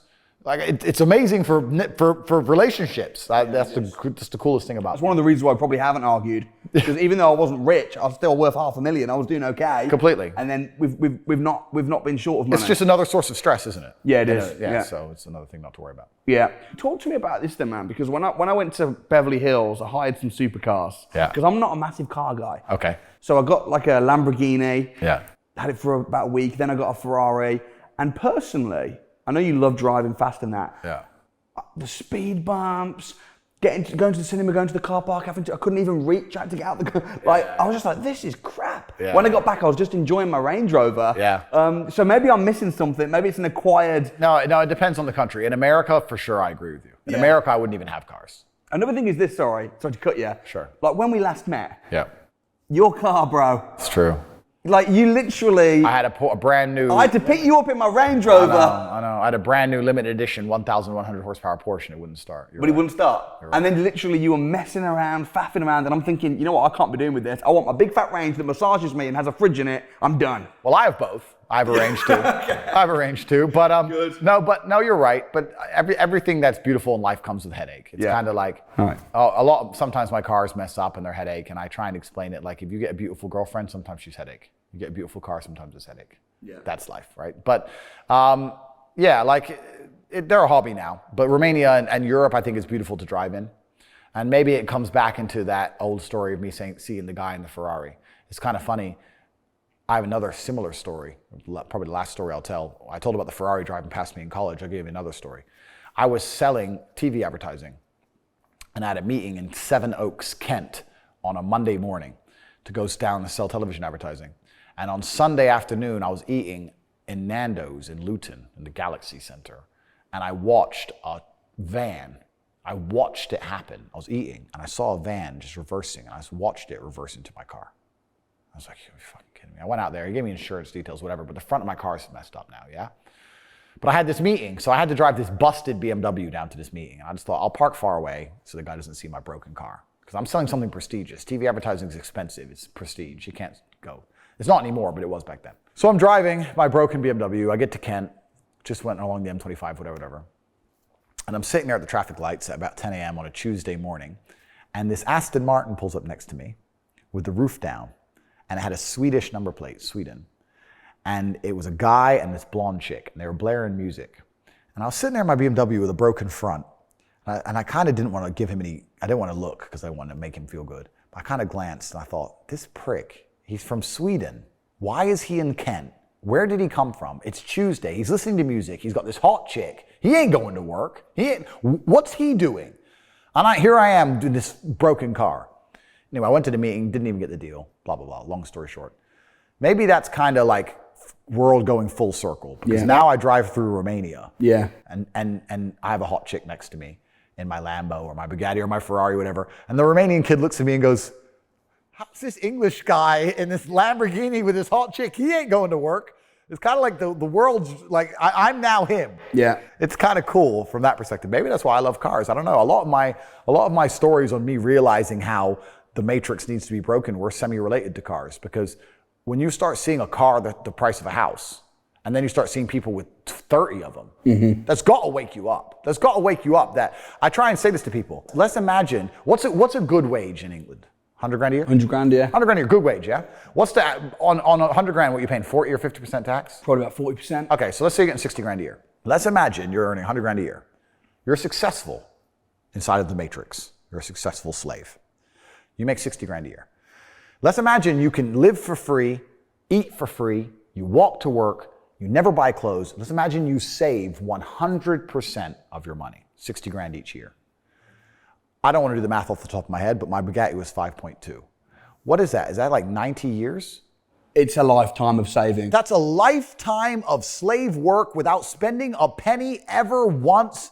To by the time you're a fucking geriatric and can't function, you might be able to buy one of my 30 cars.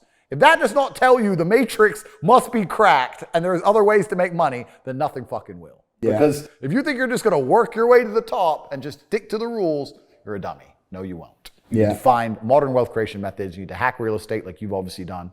I teach how to do it my way inside of Hustlers University, which is on cobratate.com, where you need a strong network. You can't just be sitting here thinking, it'll just happen one day, because no, it fucking will not, because you're competing against men like me, and we're taking it all. What was it that made you agree to sit down with myself? I knew we had some opposing viewpoints. Which have come out. Yeah, no, but it makes it better that way. Yeah. Than agreeing on everything. I know we had some opposing viewpoints, so I thought it'd be good to meet. When I come to London, I like to stay busy. I don't do anything leisurely here. I think that London is a failed society. I'll say that on camera. I think that's falling apart in real time. I think by every metric it can be measured by, in terms of the cost of things, the crime rate, the general happiness index of the people, how often the trains are late, how dirty the streets are. Anything you can measure, London is failing. So when I come here, it's purely just business obligations. And I knew we'd have an interesting talk, so I thought, well, let's go and meet Samuel. Well, it's been very interesting and enjoyable. Thank you. Appreciate your time. Cheers, bro. Stay in touch. Thanks, friend. Thank you.